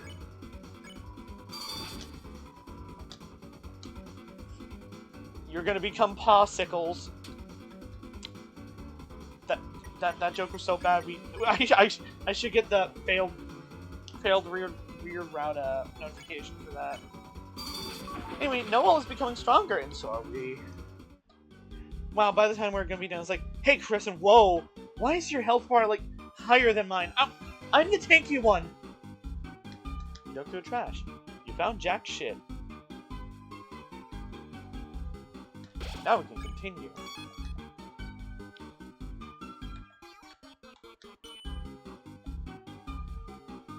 Let's make her suffer. Mouse? Sorry, Chris. Can you deal with them somehow? Maybe if you can get them in the other mouse hole.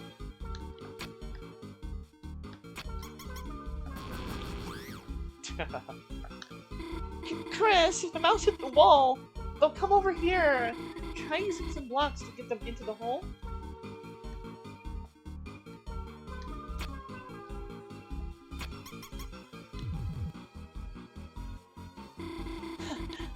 Looks like that took care of it. On the bright side, we don't have to do the annoying mouse room again. How long till they start running from us? But yeah, she's definitely the person who would have been interested in, like, spooky video game shit. Oh, this is the hardest fight of the route until we get to Spamton, because, you know, they're not, like, going down fast enough.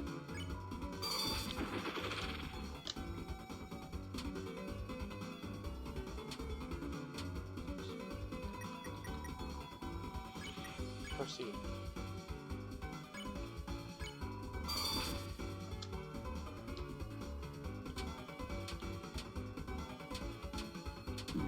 Fuck. Nice shot. Ugh.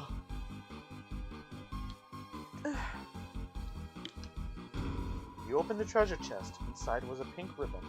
Pink ribbon was added to your armors. Yeah, the bitch, she took her pink ribbon when we gave it to her last time. We're not doing that again! We are doing one thing, though. As recompense for stealing our pink ring, for stealing that from us, we're gonna take that. It's like a name tag! I bet it is.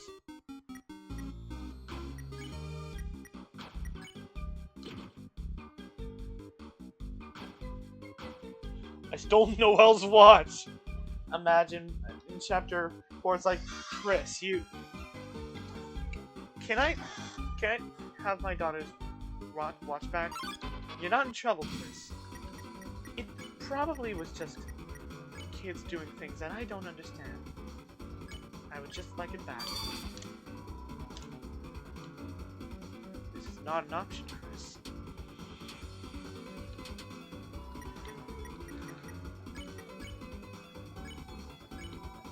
But yeah, Noelle's the kind of person that would watch like theory videos about this, so it's really fitting and really cool. But yeah, I discovered that Jevil, comparatively, is kind of a hard fight, you know, at the beginning, because he's, at the very beginning, when you're very weak, his attacks do a lot of damage, considerably, even if you're, quote-unquote, been getting stronger. Actually, you wouldn't even be doing that, because you don't even get, like, a power from beating up enemies in the first chapter. And you haven't gotten all the really cool items that make you stronger yet. All in all, it's a pretty bad situation for yourself. Anyway, Noelle's getting pretty strong. She might be stronger than Rousey by the time we're done here.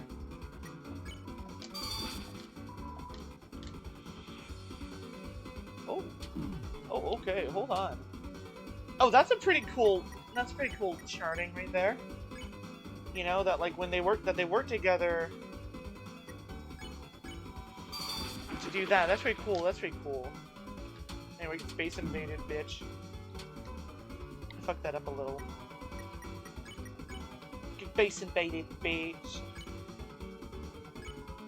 Viro-kun! Ooh, shit! One hit. I hit them with the Courage and Cowardly Dog. Gosh, that's amazing! Makes someone at the festival look like a toy. I wonder if Susan would want to. Gosh, who am I kidding? I will ride with you. Oh! So you can shake it when we reach the top? Just like at the festival when we were kids? I know there's a catch with you, Chris. No. Well, huh? I mean, sure, if you really want to. You can make up for when we were kids. When did Chris get so... No way, it's just gotta be some kind of prank. I'm pranking you. This is my prank channel. Hello, gamers. I'm Chris. I'm Chris Cross Applesauce. And I never came up here when I was on the first playthrough. What the fuck? And we're doing a little thing here. Oh-ho! Two young beings together on a school night. Could I interest you in some brand new dating shoes? No, you got it totally wrong. Chris and I are just, friends? Chris has been my neighbor forever. We've been through so much. Somehow it feels we know each other better than anyone. Yet somehow it's hard to say we're exactly friends. We're something else. What does that mean? There's no good interpretation, that's for sure. If you're dating something else, maybe dating shoes isn't right? Maybe I could interest you in a freeze ring? Notice that I'm giving him that slightly disjointed voice like Spamton, because this guy's a little off. More often than the others. Huh? A ring? Sorry, we don't think we need something like that. Come on, Angel. You can't get stronger without good equipment. Stronger? Right, I guess that's how it works here.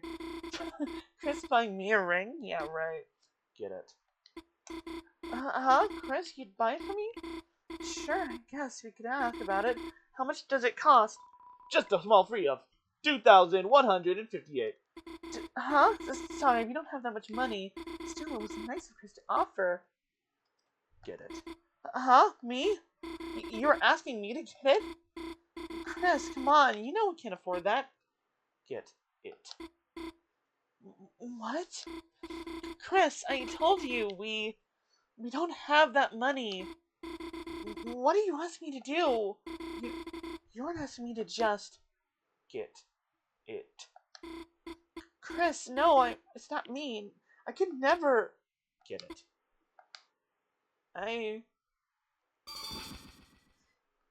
You got the freeze ring.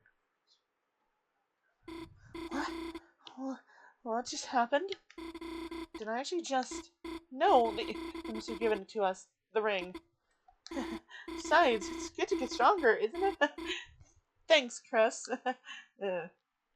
Just looking at us just like, what the fuck?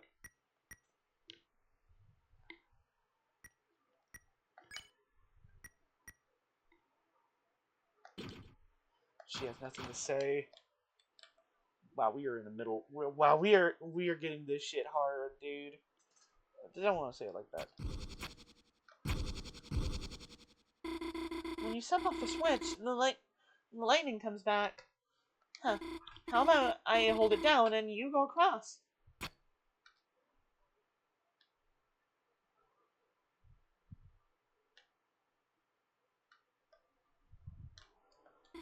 Why are they staring into my eyes like that?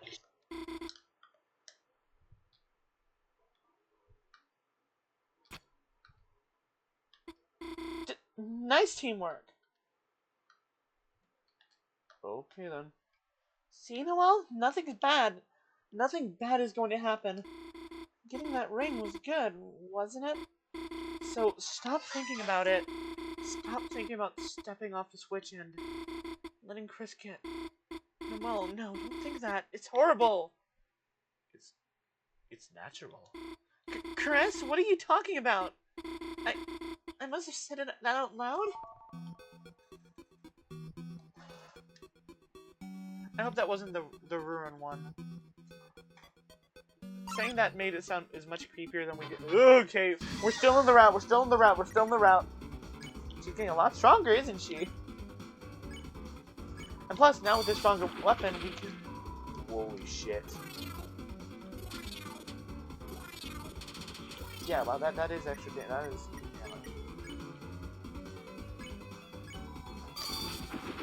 Yeah, see? Like, that is some good damage. You know, like, we're getting stronger, you know?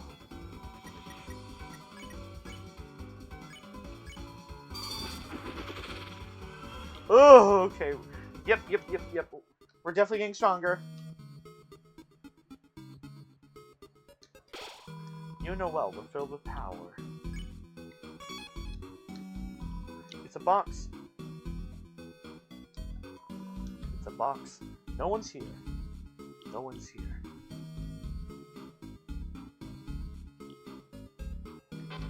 Oh, you made a bad mistake coming directly at us. Noelle, I shock.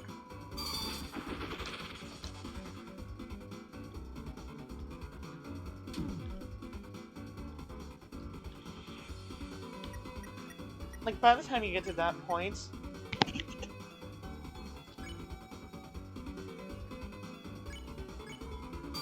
it's clear that you're doing the route and you're not just randomly stumbling around. Like, you can do Ice Shock, and without, you know, committing to the bit. You know?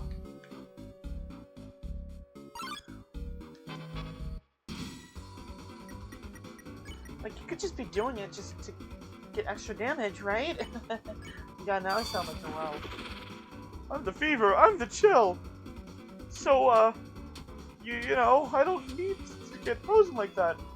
Yeah, I was just feeling a little ill earlier. You know, I'm just gonna go. Please don't do it. They attacked us first, Noelle. You opened the treasure chest. Inside was Bounce Blade. Bounce Blade was added to your trash. That doesn't increase your damage. It does nothing for you. Thus it is garbage.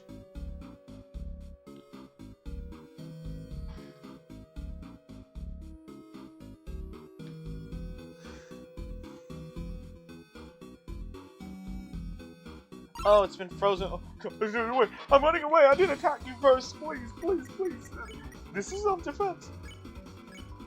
Well, we need to attack them. We can finally be bees.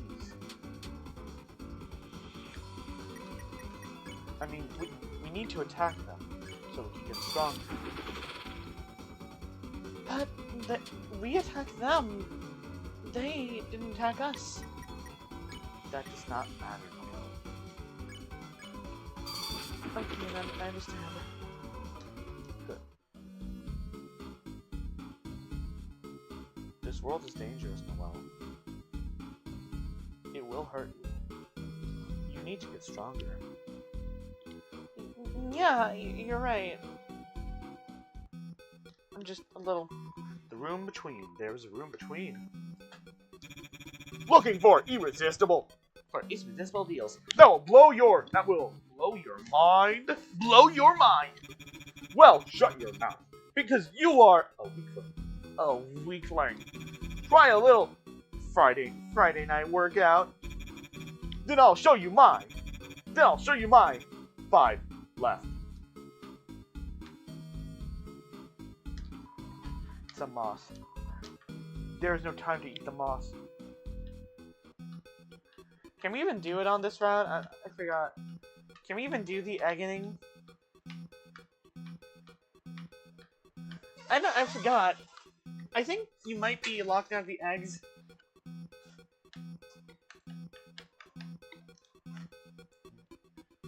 During... Wait. Chat? Oh, okay. Okay, sorry. It was just not there for a second. I don't know why. It's weird. It's weird. Whatever. I don't know why it wasn't on my screen for a minute. I don't know. Has it not been on my screen? I don't know. Anyway. In Deltarune Chapter 2 Weird Route Egg.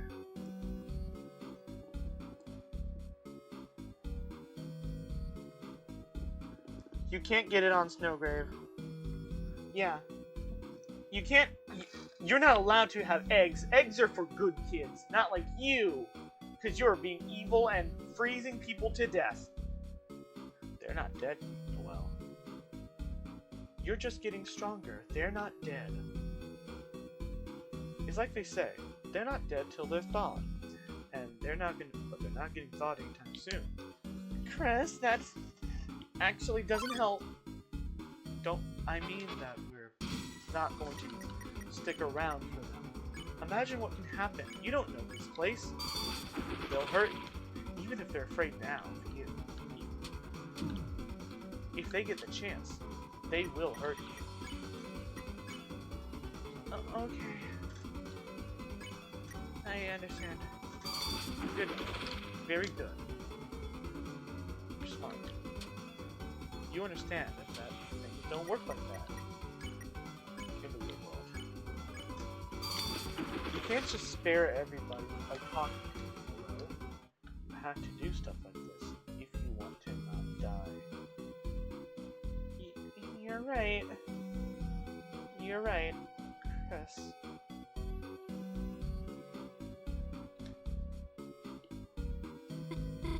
Look, Chris, another puzzle! How should we solve this this time? Proceed. Huh? How? There's nowhere to go. Chris, the path is blocked, isn't it? Proceed. Chris, what are you doing? Chris, is everything okay? Proceed. Chris, there's lightning in the way. If we move any further, I'll be Chris, you don't really hear what you didn't really hear what I said earlier, did you? You wouldn't let me Proceed. Chris. Proceed.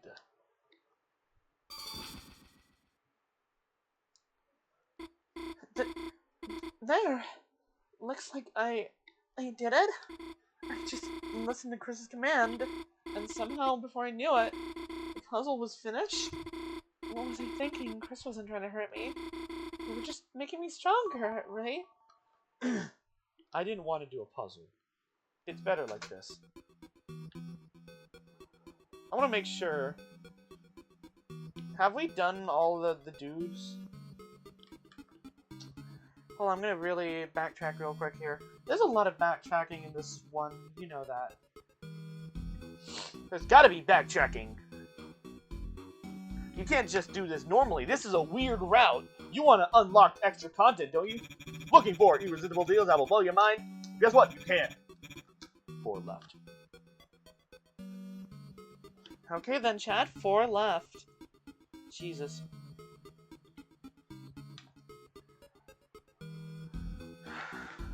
I wonder, what is the minimum amount of enemies you need to kick the ass of?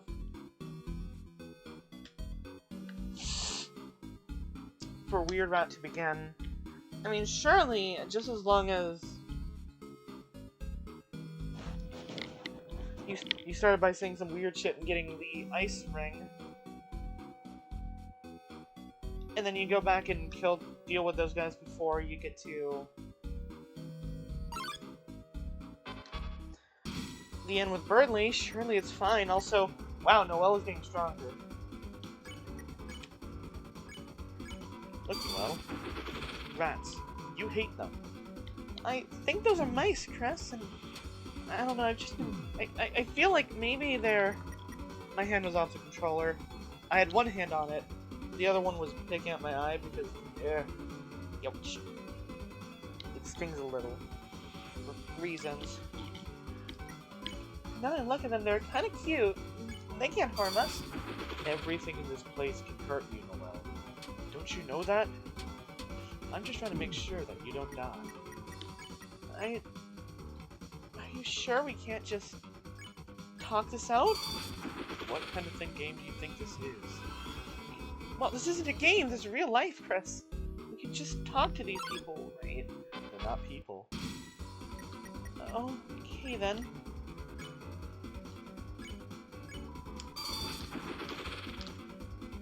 Look how much trouble these rats are causing us. It's better to deal with them as quickly as can and move on.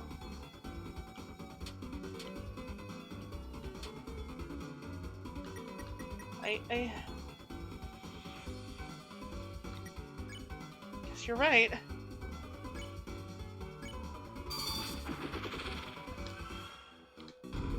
You opened the treasure chest. Inside was a CD bagel. Was added to your storage.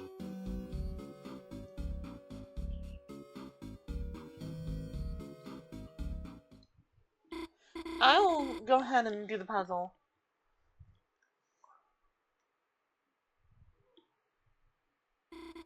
Isn't it a good thing?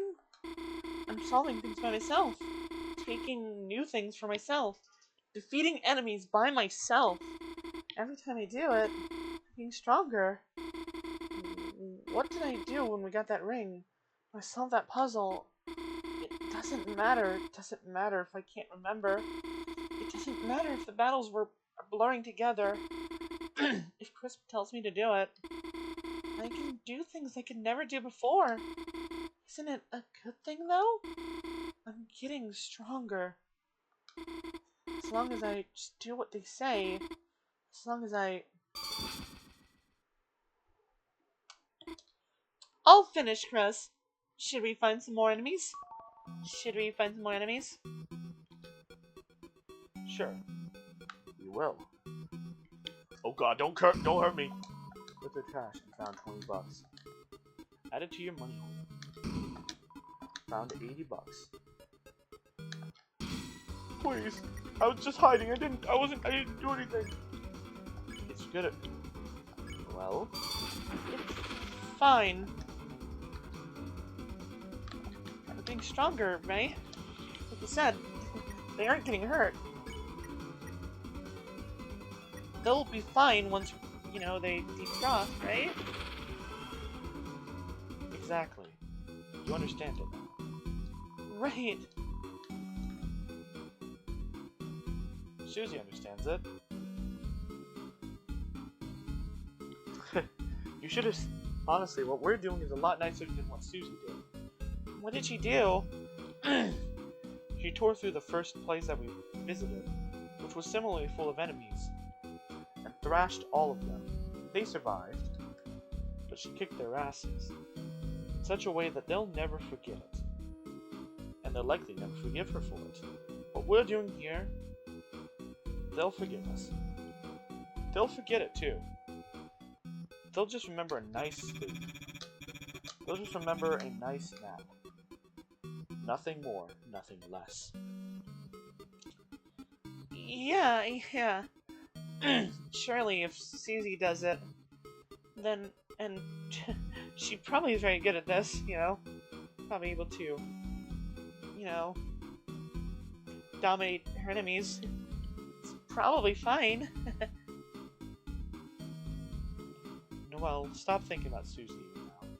I just needed to help you understand that this is normal.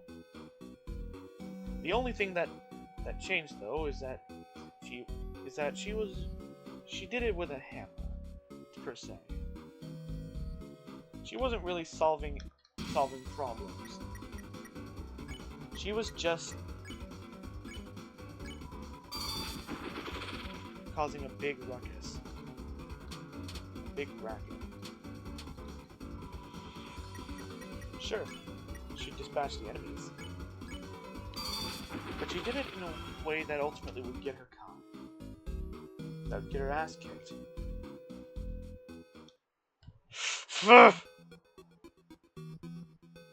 What we're doing is fine. She got stumped at points because she was unwilling to find a better solution. Example, there was this enemy. They were large, round, and they were kicking our ass. Susie just wanted to kick its ass back. But it was powerful. And it just healed after every hit. What we had to do was we had to get the crown it was wearing off. Angel! Angel!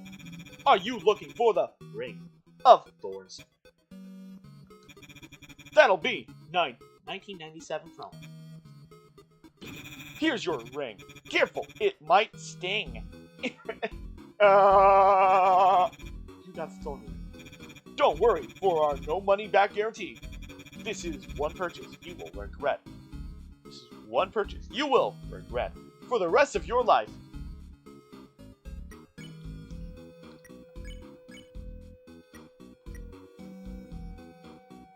Oh, almost fucked that up.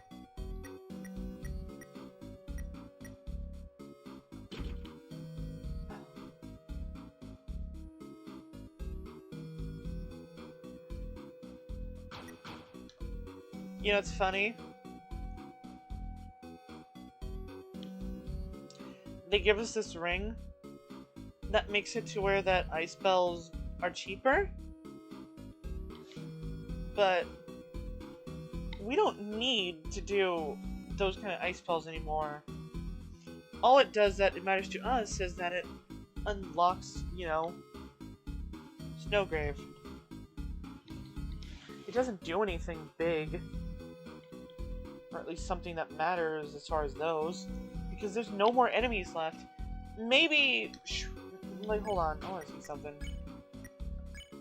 Like, okay, admittedly, Ice Shock does seem to be a lot cheaper. But who knows? Maybe in the future, well...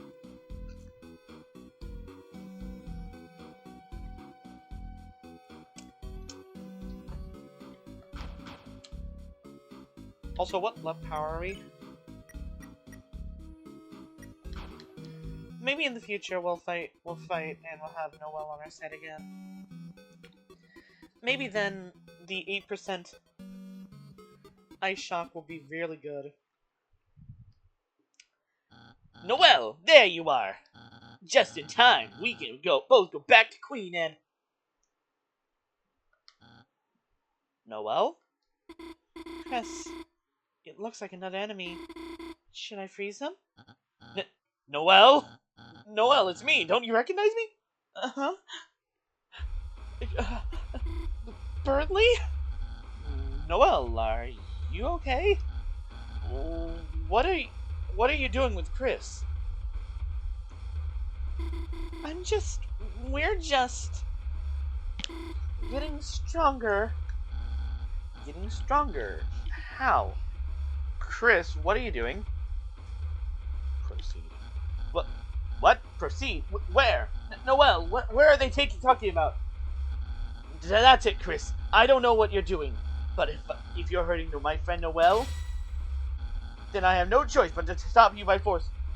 Chris, rid of yourself. Wait, please stop. No, run away. And then we begin the shit. Whoa. I shocked. Whoa, let's stop that. So the difficulty in this one is that... Oh shit, we're actually getting our ass kicked. Hold on.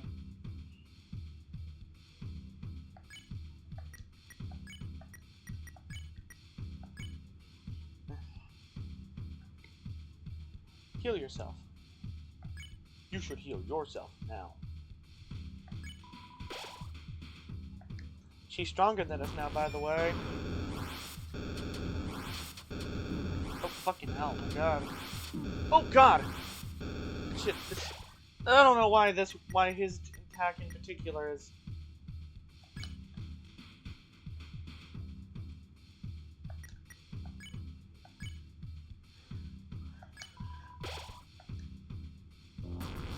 Jesus.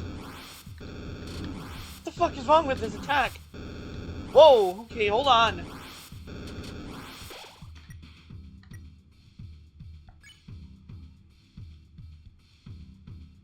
Maybe we should have used the revivement. We need to use it on ourselves. Well, look, now's your chance to come back over here. Noelle? I can still hear their voice. Whoa. Whoa. This is Bertley's attacks, but, like, stronger, though.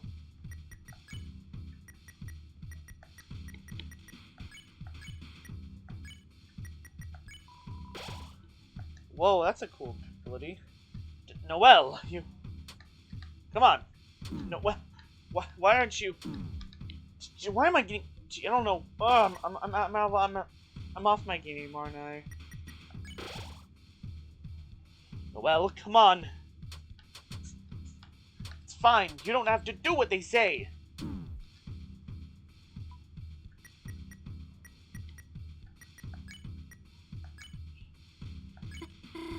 Snow Crave? I don't know that spell. I'm telling you, I don't know what you're talking about. I'm telling you, stop. I don't know what you're talking about. Fine. You want to see what happens so bad? Watch what happens when I cast a spell I don't know. Noelle cast Snowgrave.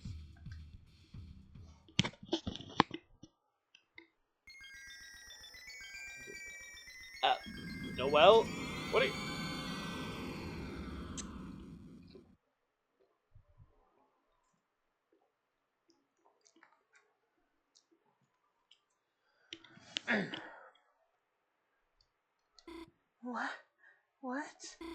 What happened? There was so much snow, I couldn't see anything. I don't feel so good. I think I'm going to go home.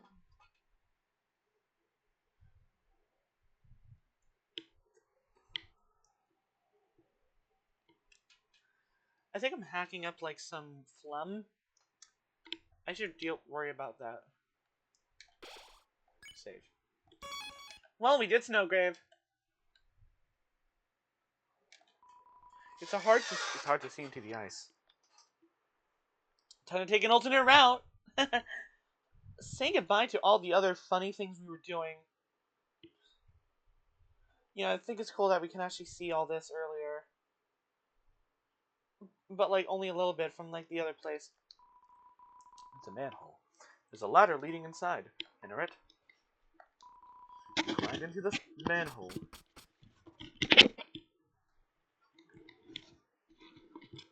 And here we are. Looks like we finally found the fountain. Yeah, but where the hell is Chris? Chris! Where the hell were you? We were searching everywhere for you. Even Susie was worried. Huh? No, I wasn't. Just, you know, tell us if you're gonna... Hey, Chris, you, okay? You look kinda... Chris, if you're hurt, Susie can heal you. Yeah, that's right. I'm a healer master now, Chris. I'm even better than Rousey, so... If, you're hurt, if you hurt yourself or something, then... You should try doing a hug like I did earlier. Shut up and let's just go already!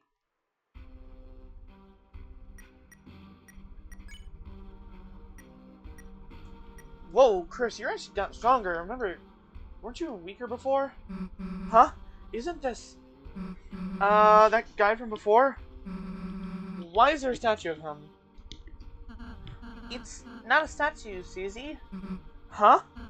You see, each dark fountain creates a different world. A world whose darkness reflect the will of its fountain. But though those darkness can exist in their own worlds, they might not belong if they go to another one. Huh. So if we just bring him back to Castle Town, do we have to do that? Yes. Whatever. Do we have actually Lancer on us? Oh! The original Star Walker. I belong in every world. I'm not a Darkner at all. It's terrible. The butler's all trapped in the cafe. Queen is nowhere to be found, and no one to defend it. A strange force has taken over the mansion. Save. Weird, that's weird. There's also these weird things here. I don't know what they're for.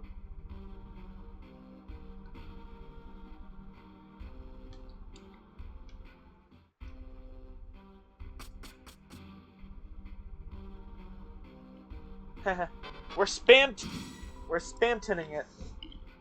It's a little difficult now because we're doing damage again. You know, and all the damage we had before is gone.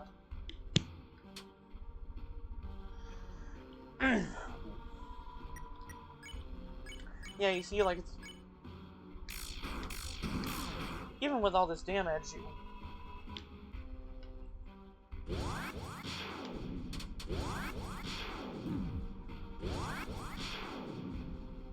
Fucking hell, damn it. Those guys are gonna be a real bitch and I have to deal with.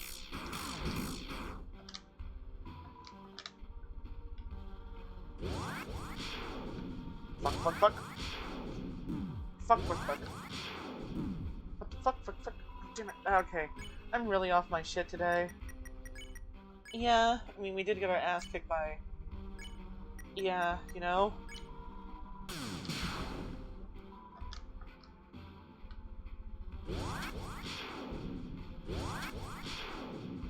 Oh, fuck. Okay, so it goes up. Got it. Noted. I'm sucking at this, aren't I? Chris, I don't know if I told you, but doing that makes, you know, them unable to join the Castle Town. Chris? I guess, well, I mean, they're kicking our ass. Probably fine if this happens. Uh-oh. Beepus. Okay, on this one, just defend. They're gonna explode out into tiny tiny spam tenlets.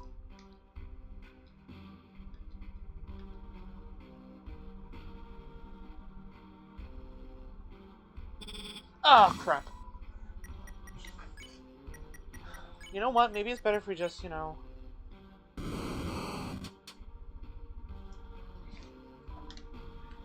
walk forward.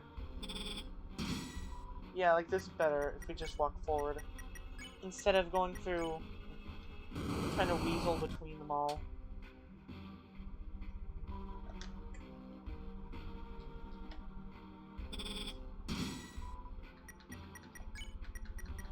That's a lot of peepas in our way. Fuck. Came right at us.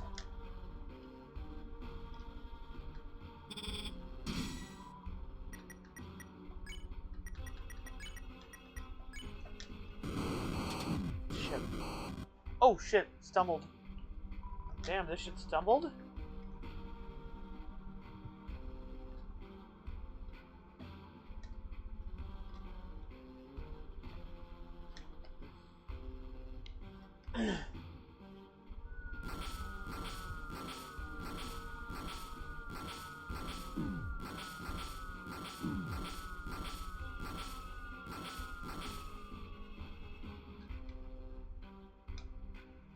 We're getting done in by Peepus. Pippus.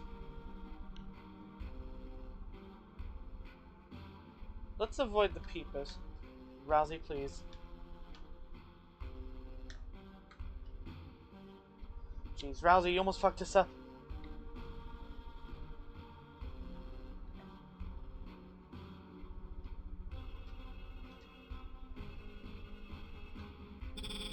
Damn it.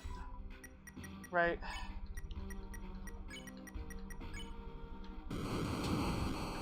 Shit. Ouch.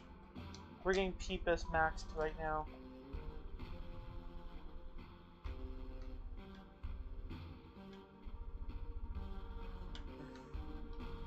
They're Peepus maxing. You won't like what happens when they Peepus max.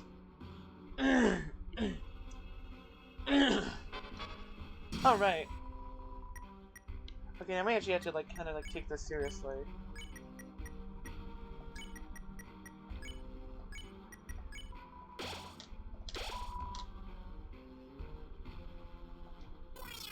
Oh, right, she says that if you have the devil's knife, it's like, get rid of that silly devil's knife. Untied shoes, let me whip it into shape. Fuck, ouch. Thank God we only need to do 40 from now on. How dare you touch my pretty kitty? My pretty kitty. My pretty kitty, my pretty kitty.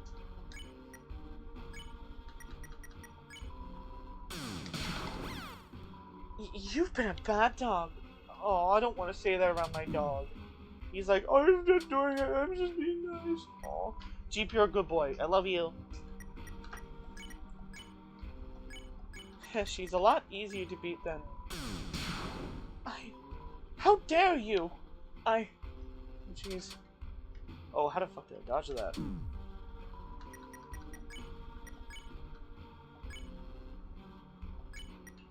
This is a long fighting.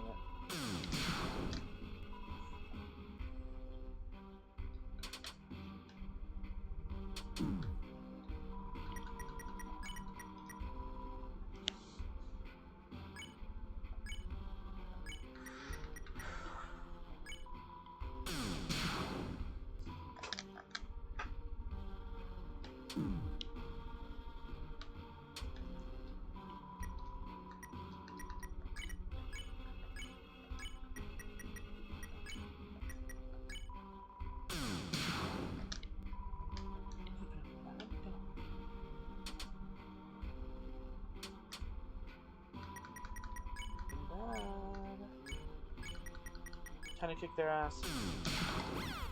Oh, bye! Imagine if we befriended them. And only them. Man, just like, you don't get to have fun. You don't have to get... Oh wait, fuck. Forgot how this thing worked. Oh fuck, fuck. I'm being a little silly.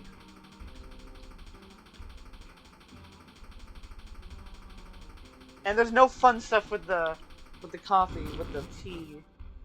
So we just have to just kind of like... Took a while.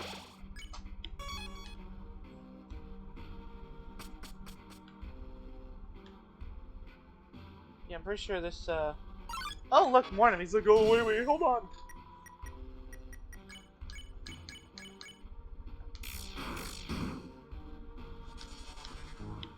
Zabada, zabada, zabada. Ouch.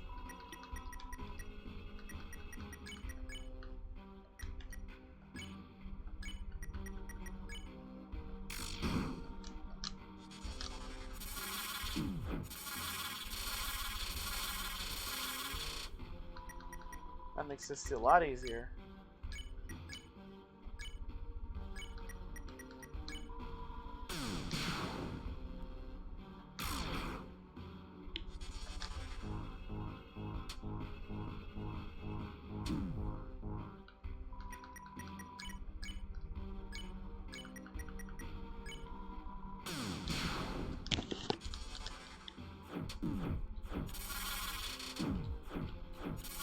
Fuck, that detached a little.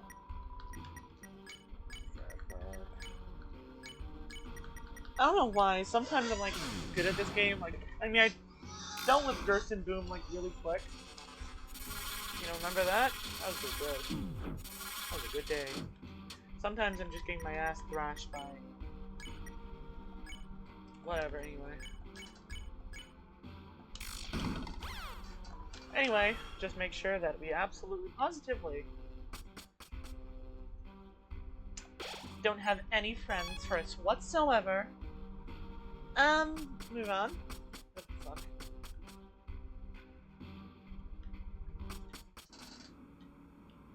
Let's not do this right now. We never got to do this. Lol. Right. Was there even a reason for us to come here? It's locked. Whoa, you saucy little sponge, you!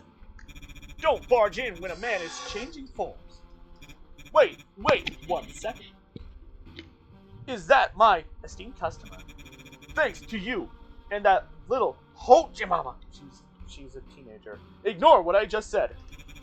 I am living big. Soon I'll have everyone in the city eating right out of my ass.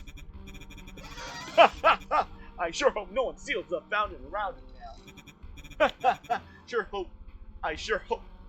I kind of imagine Wayne Little when I speak, you know, when I do like a Spamton voice. To be fair, that's probably a fair thing to do. Huh? Hey, it says this is Noelle's room. Chris, let's go in and save her. And, you know, teach her not to get in our way. Chris? Fine, I'll do it myself.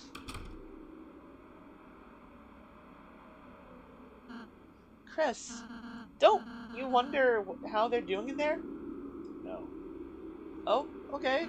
I said, don't you wonder how Noelle and Susie are doing? No, let them Yuri. You're right, Chris. It has only been 30 seconds. I'll wait a minute first.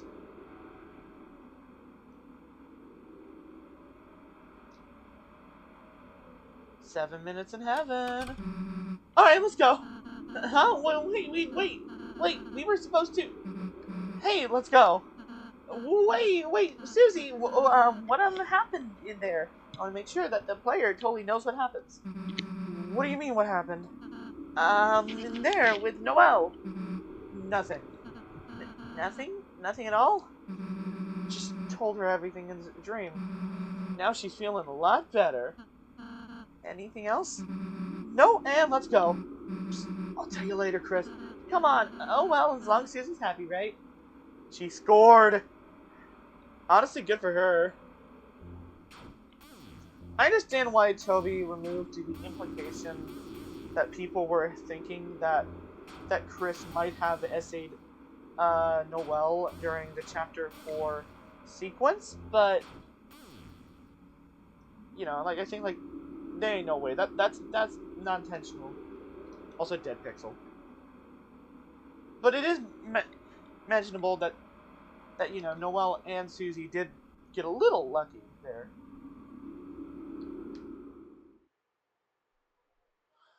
Hey, this is my first time voicing a character in a minute. The night, the warring night. Today is deigned to create this world.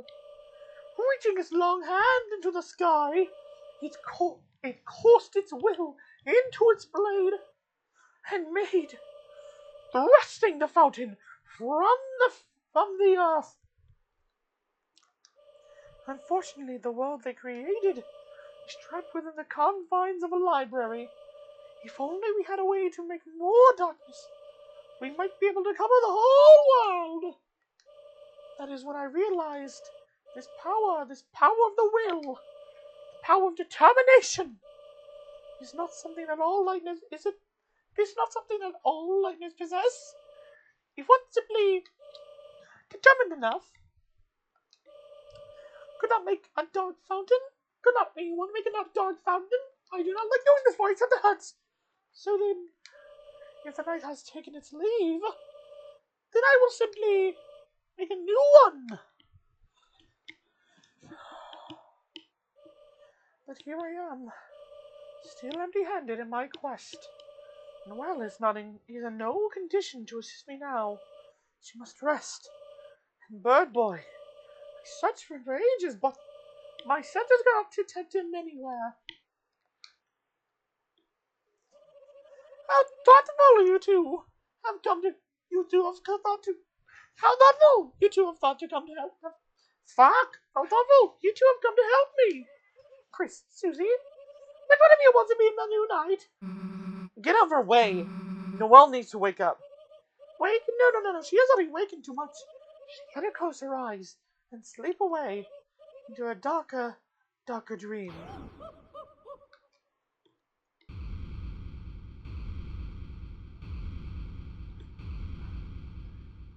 I don't know, sometimes I'm not able to reach the same heights. I don't know. Maybe if I became an actually trained voice actor, maybe I'll be able to do that stuff. Now, which one of you wants to help me cover this world in darkness? Queen, why? Why do you want to unleash the roaring so much? What is that? The roaring? Yeah, what is that? If too much darkness is released, titans will emerge from the fountain and destroy everything. All darkness will turn to statues, and all lightners will be lost in eternal chaos. Oh! Holy suckets, are you serious? You really didn't know that? No.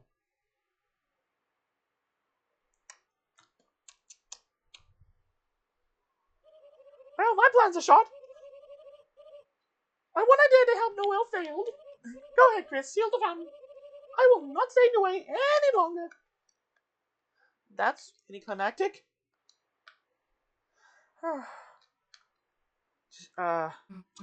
Hey, wait. You don't have to, I mean, it doesn't have to be goodbye, you know? Era, I have no idea what you're talking about. We have our own dark world. You can stay there, you know? Who knows, maybe someday we'll even get to meet Noelle again? Really? Maybe? Fatal exception, sweet and oh hell yeah. Susie, I knew you were a nice girl. You were the girl. Woo! Hey, I'm just, Chris, go seal the fountain. I'm gonna see Noelle before you do. Chris, I'll tell Queen about our town. Chris, I look forward to being your wacky roommate. And seeing all of my subjects here, too. Save.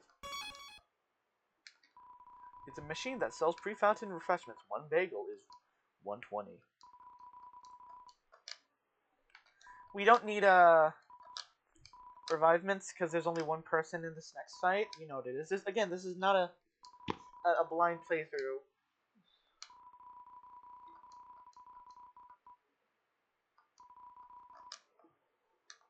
We don't need, like, any sort of, like, extra shit. We got what we need. Jebel was a little bit harder because, you know, yeah, we realized, and also I'm not entirely used to fighting like that. So Spamton's probably gonna be a lot harder than it was. It was as if your very soul was glowing. Not!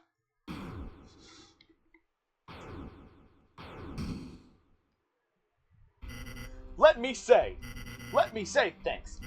Thanks to your total jackass stunts. Total jackass stunts. I have become Neo. And now it's my mansion. My city. My world. Warudo. Hold on, I want to say that again. And now it's my mansion. My city. My Warudo.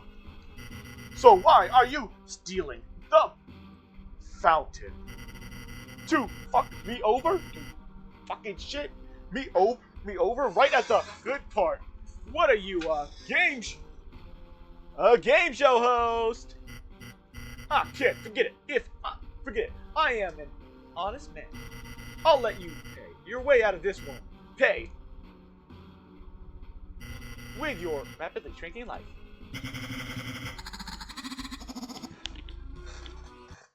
Yeah.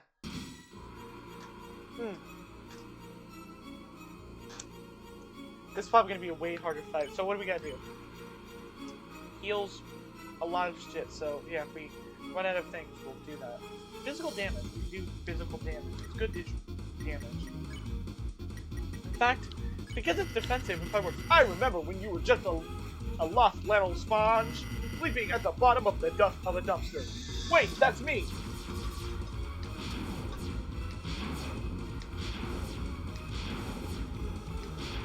Well, does not matter. That does not matter. But yeah, like, by defending every turn, we can just simply, you know, yeah. I gave you everything I had. My life, my advice. I told you for that. And you asked buy or don't buy. Noted.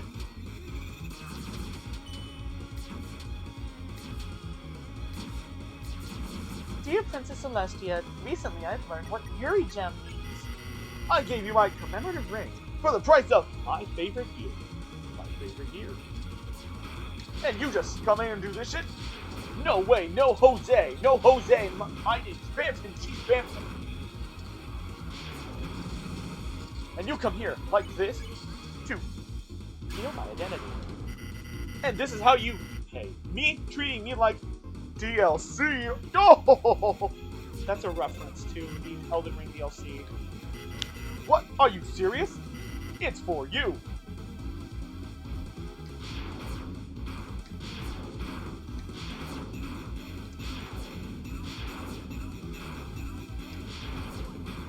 I remember, like, playing this during a little bit of time off when I was at school. When I was still in high school. No, I get it. It's you and that Ochimama. It's you and that normal girl. You've been making, haven't you?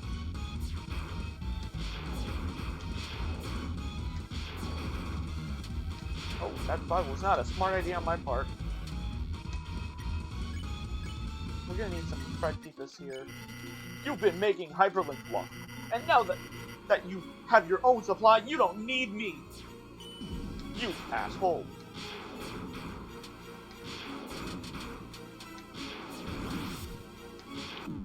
Fuck, damn it. Ah, shit. Well, we're doing pretty good. We should have healed. I kind of like was thinking, oh well, we don't have enough for fried pizzas. We're just gonna have to sit around. But I completely forgotten. Wait a minute, we have CD bagels right here. We can use them at any time. Bye, Chris. Bye, or not. Bye. Chris, penis, Chris,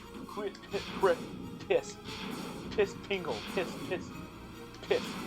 Among Us, Chris.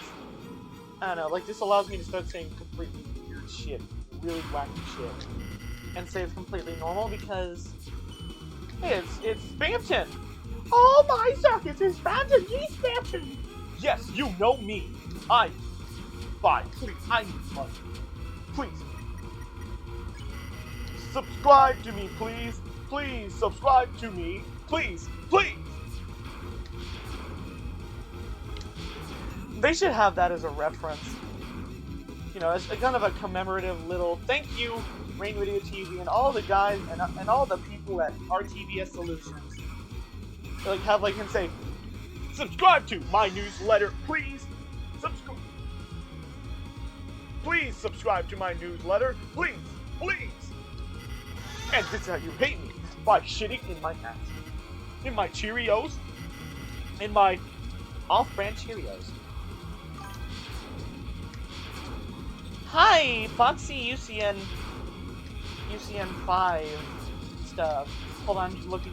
You caught me at a bad time. I'm playing Deltarune. Hello, hello. He's doing that. Hey Peter, hey Peter, hey Peter, hey Peter, hey Peter, hey Peter. What's up? Well, what's up is that you're watching me play Phantom. We're doing the weird route now. Because that's a cool shit. Because we're a cool cucumber like that.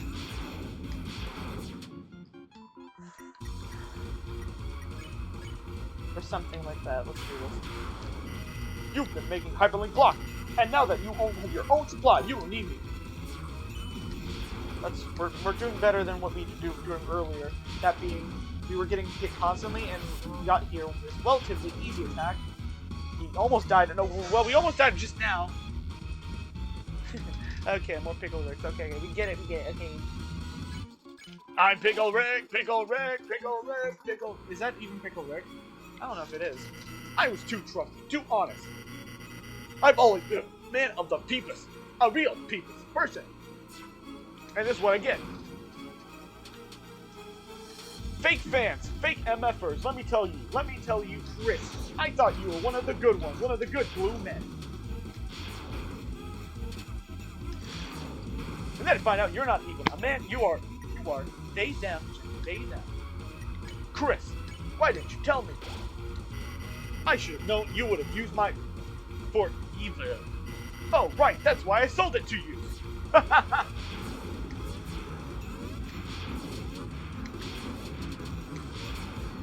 Oh shit, I'm getting fucked. Oh god. Ugh. We're fine. You think making frozen chicken with your side chick is gonna let you drink up that sweet, sweet freedom sauce? Freedom!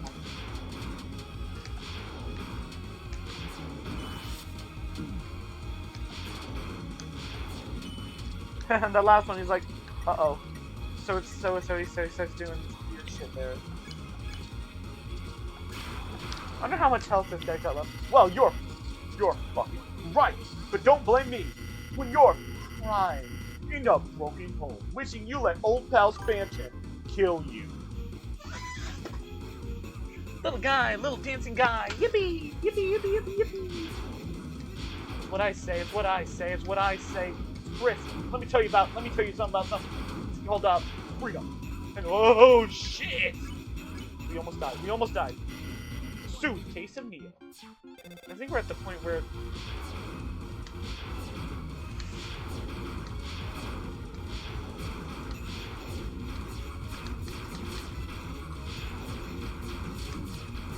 fuck, we're getting fucked by Pippus.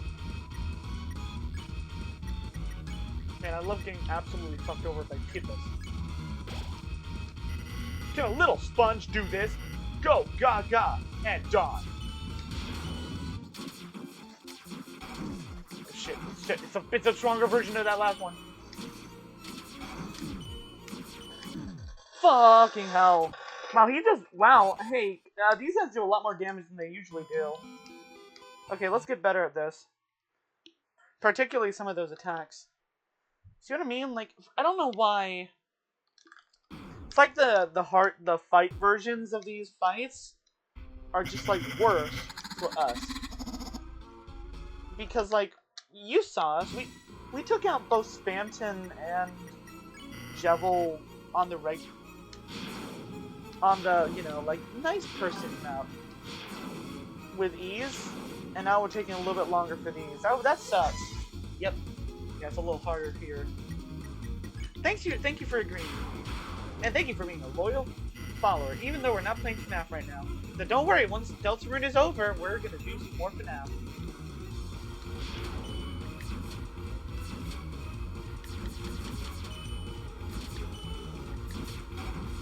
Shit.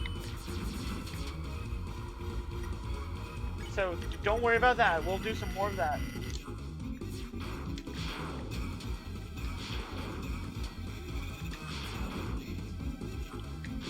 Hell, there's harder versions of the attacks that we've already seen that weren't even in the original version. Like, anyway, whatever. Don't worry about it.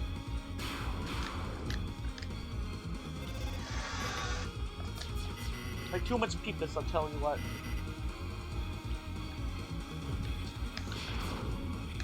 I got overwhelmed earlier. Point that even though I had like the perfect shot, I wasn't taking it because I was too afraid of.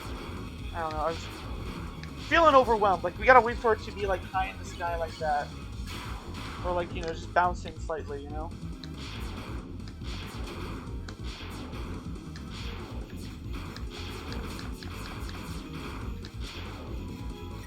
I hear that you can press a button to give yourself health. And there's a button that makes you, like, do extra damage, but I don't know. I'm not gonna do a second one, though. I don't feel like doing a little bit of cheating.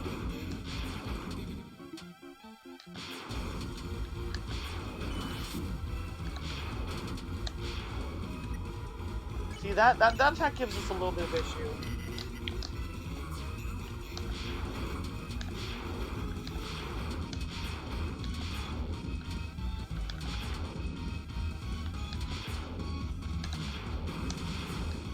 Okay, cool, we did that. Okay, like he's about halfway done.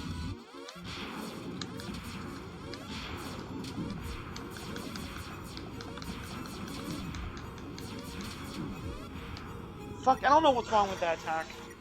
That we just, miss, I don't know.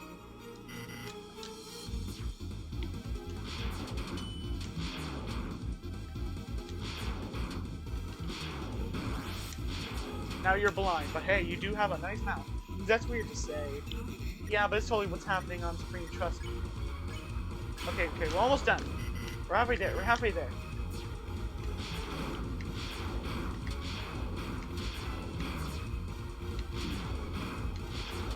Moving his head around a lot more. Oh, we almost died. You gotta be careful, dude. Okay, don't die from this one. We know what we're doing. See that? That was nice. Be nice to the nice Phantom. To the nice salesman, Chris. We're using up way more of our items, which I think is indicative of the fact that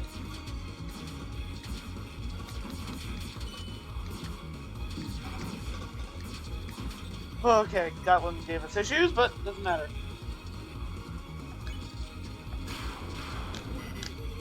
Don't you want to be a big shot? Hey, remember this attack?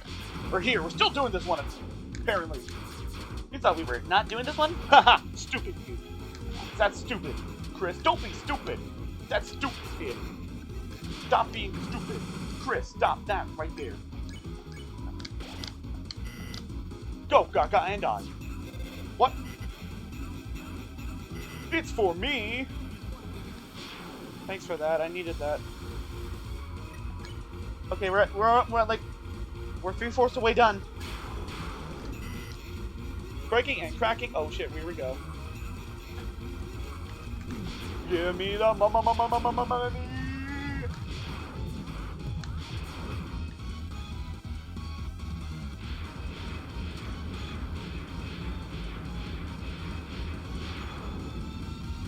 Thank God this one's,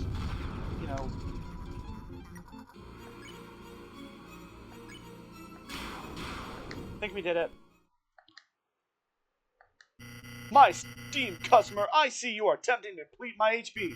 I'll admit, you've got some guts, kid, but in a 1-for-1 battle, Neo never loses. It's time for a little blue light special. Phantom's track dropped, defense rose greatly. Didn't you know? Neo is famous for its high defense. Now enjoy the fireworks, kid. Imagine if we die now. Enjoy the fireworks, kid.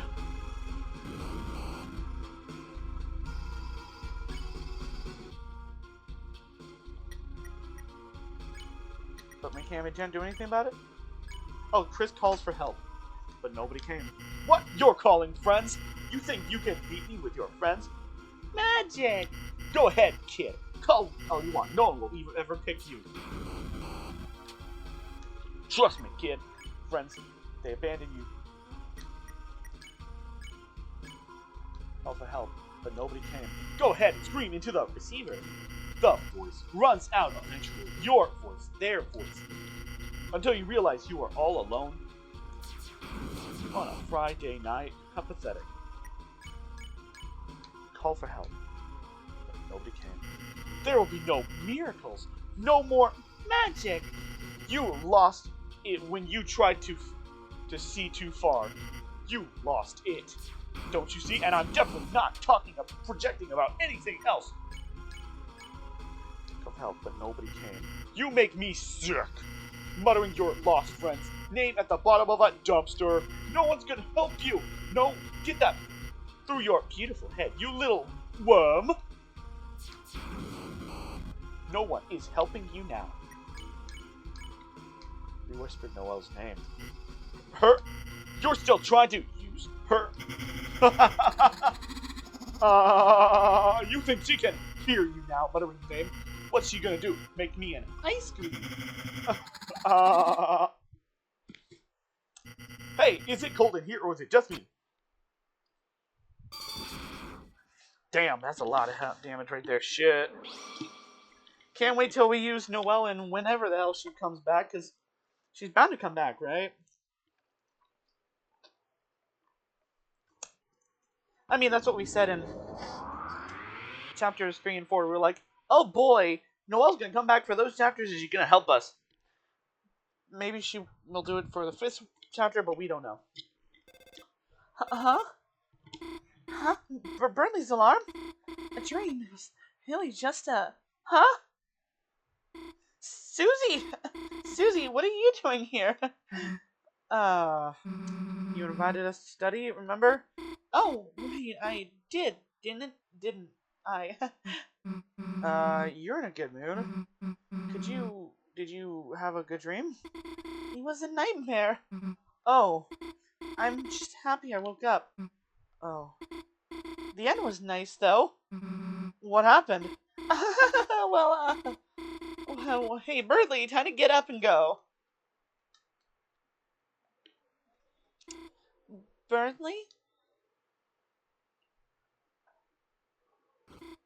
Gosh, you've been studying too much, Birdley.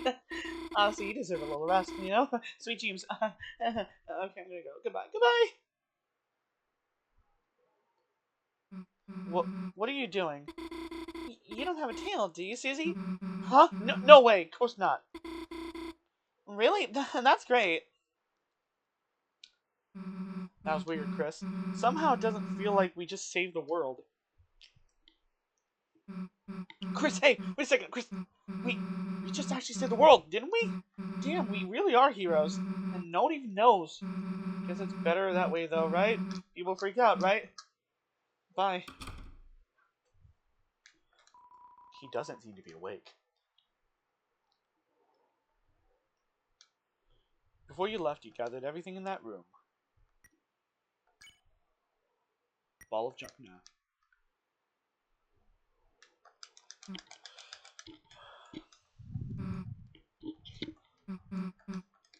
Can't wait to see the bullshit that happens. Well, I've seen it before, but let's do a little bit of Queen voicing right now.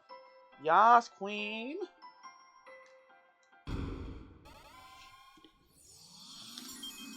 We dropped one thing here, and that's Queen.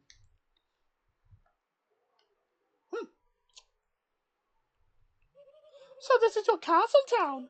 It's magnificent. The population density is wonderfully low. I bet the Swatchlings will love this. Oh, you never did fight them. Where are the Swatchlings anyhow? Or Taskmask Manager? Or even regular Task? Hey, Chris, where is everyone else? Don't worry, Crean, I'm here. Me, and only me. Well, I guess I'll go to my room. Ha, ha. Hopefully there's a small onion boy who will be fun and will raise my happiness. Chris, I bet you have a lot of people to talk to, but you don't have to do it right now. I have no one to talk to. Oh, welcome home. Things have changed again here, sir. I'm sorry, Tyrone. Thank you, Commander. We've been liberated.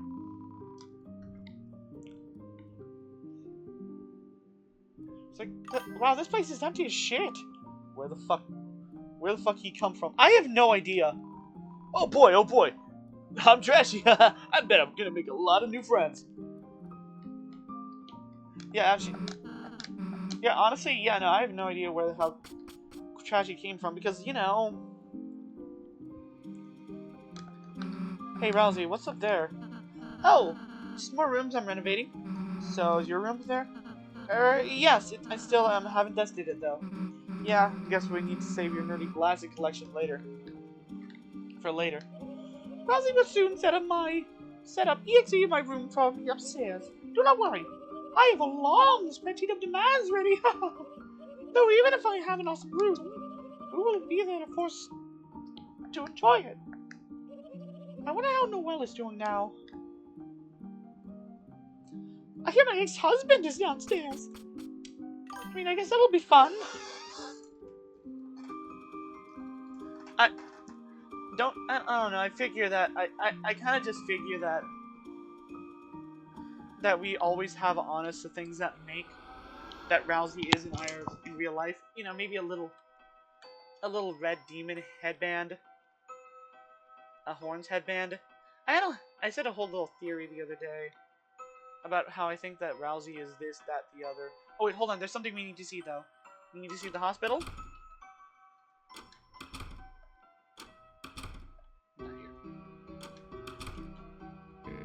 Silver Drake, huh? That's a new one. Alright, what's the plan, honey? Maybe we could try Ice Shock. Ice on the Ice Palace, boss? Don't you want to try Fire Shock or something? Yeah, you're right. Here, how about you let me control for a bit? No, I'll control it myself. Not like you to be a controller hog, honey. You feeling alright? Huh? Me, of course, I'm fine, Dad. I fell asleep in the library and, you know, just had a weird dream. Well, I knew that bird brain would put you to sleep. You know, if he's the knight, that's definitely him to be like... Yeah. I wonder what Chris did. Or what the fuck that thing controlling Chris did. What do? Start lecturing to you on its theorem? On the inequality of children's fighter games? No, he fell asleep too. Wow. He even put himself to sleep? Yeah, I guess so. Well, sounds like you two hidden the book too hard. Why don't you go home and hibernate? I'll see you tomorrow at church. Dad, are you gonna be okay to go? Of course. You take it easy, honey. Okay then, I'll go home and rest. See you tomorrow, honey. Bye, Dad. I love you. Chris? Chris, what are you doing here? Hell if I know. Susie? Oh, this is Susie. Susie, nice. Heard a lot about you. You, have? Cool! I think I have to go now. Goodbye. Susie, huh? Lay a finger on her and I'll kick your ass. Huh? I'm just kidding. Not you who I'm worried about. Only kind of kidding, though. Sorry, I used up a lot of my energy just now. Probably not going to be very fun to talk to. Thanks for visiting me, Chris. You too, Susie. Oh well. Look, Chris, can't say much, but well, might look like she has it all, but her mother, you know, love her, but she's a tough one. Normally I'd balance her all out, but blah blah blah. You heard this when I said it before. Let's do it again because it's all good. Hey Susie, mind if we have a word with you for a second? Guess I'll be a second, Chris.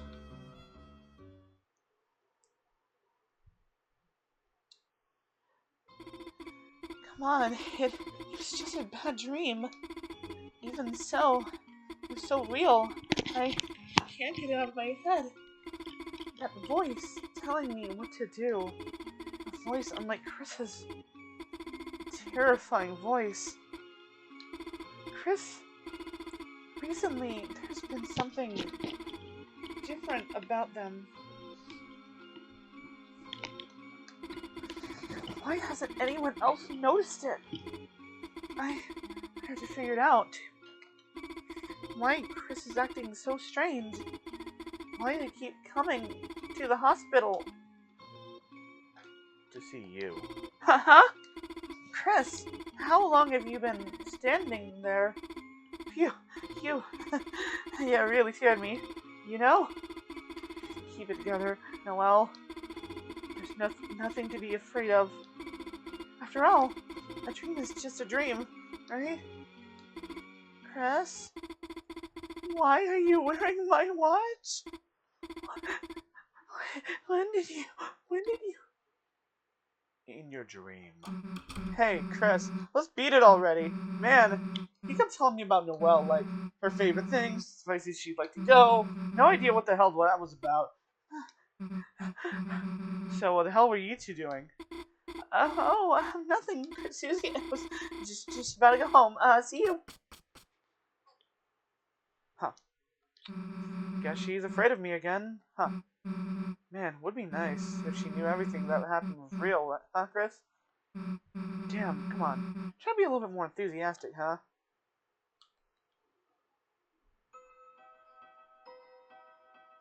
I hope I sounded pretty decent. Hey kid, what's good?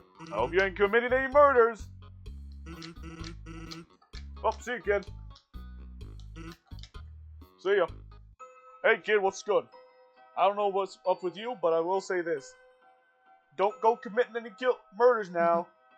Yeah, sure. Alright. Anyway, we've seen everything we needed to, so let's skip all the fun, nice people moments. I mean, you're not going to see any of Chapter 3.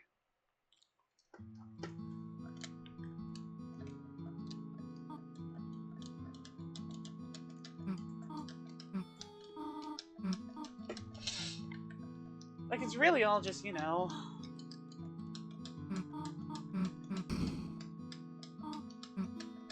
things we've already done. You know, chat... we're doing things that, you know, we did last time, you know? And... we're doing it really fast. Mainly because of the fact that, you know... we're not reading everything.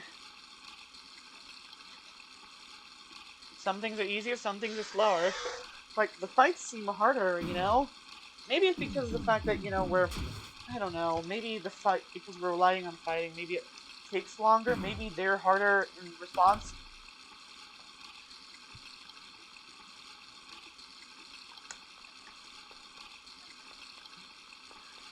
And then the secret bosses, you know, they've been harder too. Jello, I chalked up his difficulty to being that, you know...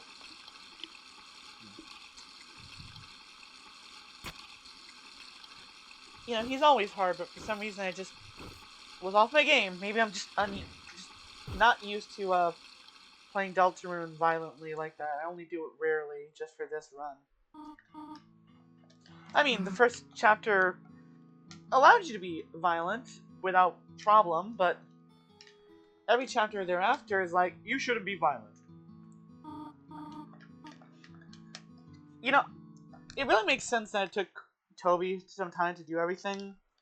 Because think about it. You're Toby Fox. You made this game. It doesn't matter how long it took you from Undertale to make it. Because, you know, stuff. But now it takes you 2 years to make Chapter 2. Because you have to redesign everything.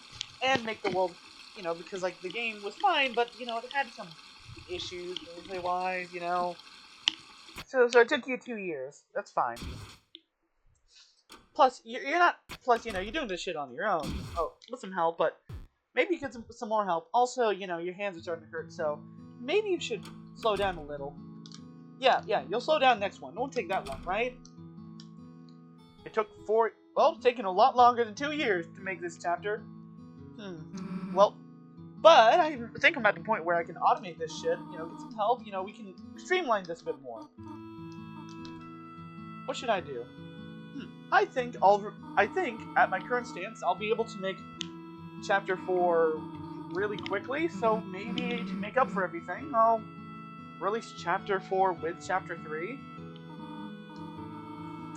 Yeah, I've already done a lot of work on it, so I'll just release Chapter 4 with Chapter 3. I mean, it'll be 4 years by the time I'm done, probably. That makes sense. It took me 2 years to make Chapter 2. Might as well take 4 years to make Chapter 3 and 4. Yeah, people will totally be fine with that. I mean, my fans haven't been going insane without any Deltarune content, right? I made one joke about fucking Woody, and now they're all over that shit. I made a joke about Pluie, and now they're all over that shit. These people are acting crazy. I'm kind of scared. I'm gonna release Chapter 3 and 4 now. Well, now that everything's a little more streamlined, I bet I can totally make Chapter 5 a lot quicker too. You know what? Shit, I'm gonna announce it next year. And guess what? By God, he does. So, I mean, like, makes sense, you know? Game development's hard. It takes time. And things go wrong.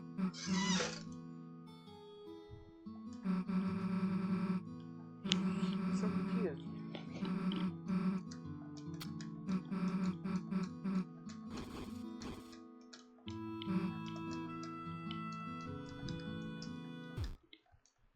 You know, like, but the timeline is pretty good.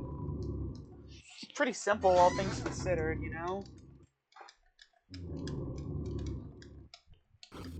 Anyway, we're done with Chapter 2.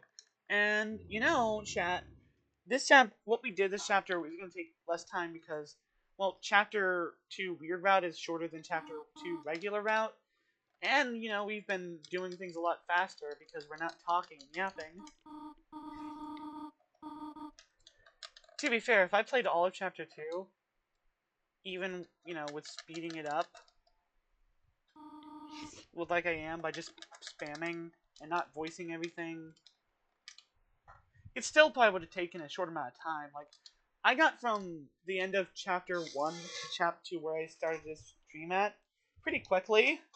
Probably about the same amount of time that I spent, like, wasting, reacting to a Game Theory video about Digital Circus, because I got Digital Circus on the mind. I'm writing a Digital Circus fanfic. And guess what, chat?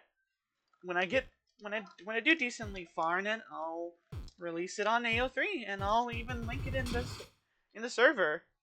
Actually, if you follow my Tumblr right now, you can look it up. All you gotta do is look up the amazing digital catatonic state, and you'll find it. Like, just go to my Tumblr. I think I've linked my Tumblr before. I'm Puffsphere. Just look up Puffsphere on Tumblr. You know, I'm one of those Tumblr girlies that escape containment and become a fucking streamer. I'm like Demily in this shit. Demily Pyro. Yippee! Anyway.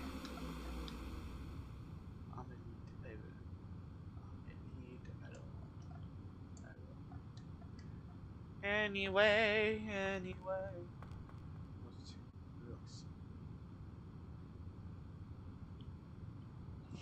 So, I mean, you can, if you go on my Tumblr, you can look that up.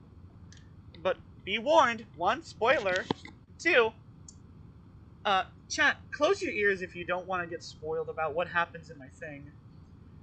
I'm going to talk about it until, like, the end of the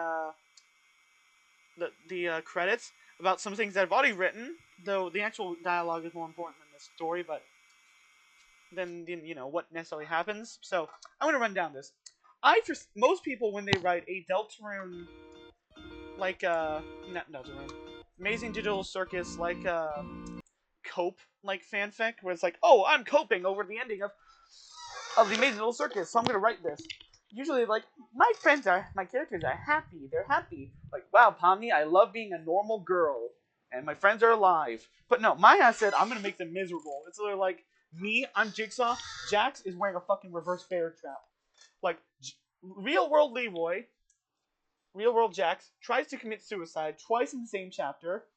I gave Gangle a one bad day backstory. I make actual Jax be in a fucking like a, catatonic state for like the entire thing. And along with some other like sad stuff that I wrote in there. I'm like, what is wrong with me that I decide to take these characters and make them so sad? But anyway, you can uncover your ears now. But yeah, if you've watched TADC, you should totally go about and read my thing. You can read it on Tumblr. I'm downloading this shit really quickly. I mean, making this shit. Anyway, let's quit the game. Well, chat, it's been approximately 3 hours. Hey, actually, it's been less than that. Huh. Who knew that spending so much time reacting to game theory would actually, yeah. Even with game theory reactions, this stream has been pretty short. I guess I made a good decision by doing that. Anyway, chat, I'm gonna go to bed. Okay, good night, everyone. Toodles! Thank you for all your support.